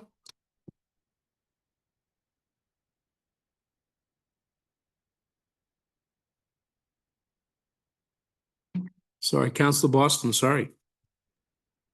Thank you, Chair. Yeah, that was a great presentation, and I've heard a lot of different stuff tonight, and I just want to commend the mayor for being creative and thinking outside the box. And I understand some of the skepticism with some of these ideas that are being brought forward, but as we've been talking about, I just think it's as much as Councilman Flores has said how much Pedco has saved everything. Nobody's discounting that. I just think we might need to start looking at more creative ways. And I know this was something that I brought up at the retreat, but I think looking at it like this and amending the criteria ordinances, kind of what we had envisioned or what we wanted to change or what we may have thought was wrong with the way things work currently. I think when you look at projects like this, or like what's going on with the boulevard and all this infrastructure that's needed, and finding new ways to put forward in the toolbox, like Councilman Aliff has said, to provide more jobs that'll, increase development and growth in the community. I see those as good things. Just because we have these set percentages allocated doesn't mean all these funds are going to get spent here. I don't think it's to hurt Pedco. I don't think it's to hurt the community. I think these are all positive things that are just going to give us more opportunities in Pueblo. And I think that's what everybody wants to see is more opportunities, you know, and it's not a bad thing to incentivize these, you know, multitude of, in this case, you know, fast food restaurants or other businesses opening by putting in this infrastructure. I just think it's all going to be benefits that'll, you know, help to continue more development and more benefits for Pueblo. So I really like this idea, and I really appreciate the mayor and the rest of the team for working on this, and the other members of Pedco for putting in their 2 cents on it. And it sounds like, correct me if I'm wrong, Madam Mayor, that a lot of the people on Pedco like what you had presented here tonight. Yeah, I will correct you because that wasn't the overall feeling in our board meeting that we went and presented. But I think that we talked through a lot, and the ultimate decision is up to the city council on how these dollars are incentivized, how the ordinances are changed. That is why the voters put everybody in the positions that they're in. And so I think that Pedco will come along, and hopefully they'll be bringing some projects that we can fit into this criteria ordinance. Sometimes projects come up like Jellystone. That's one that we have talked about at Pedco. That's one that council has heard about. If this criteria ordinance passes, they'll be able to incentivize. So at the end of the day, I think that this could be a win for the community, a win for the city, and a win for Pedco. I hope that we can continue to support each other.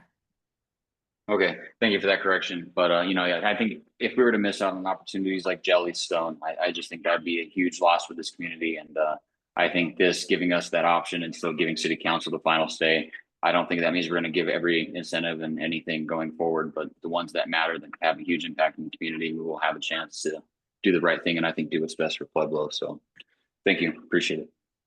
Okay, any other comments? Any other questions? I think we are good. Thank you. We're adjourned.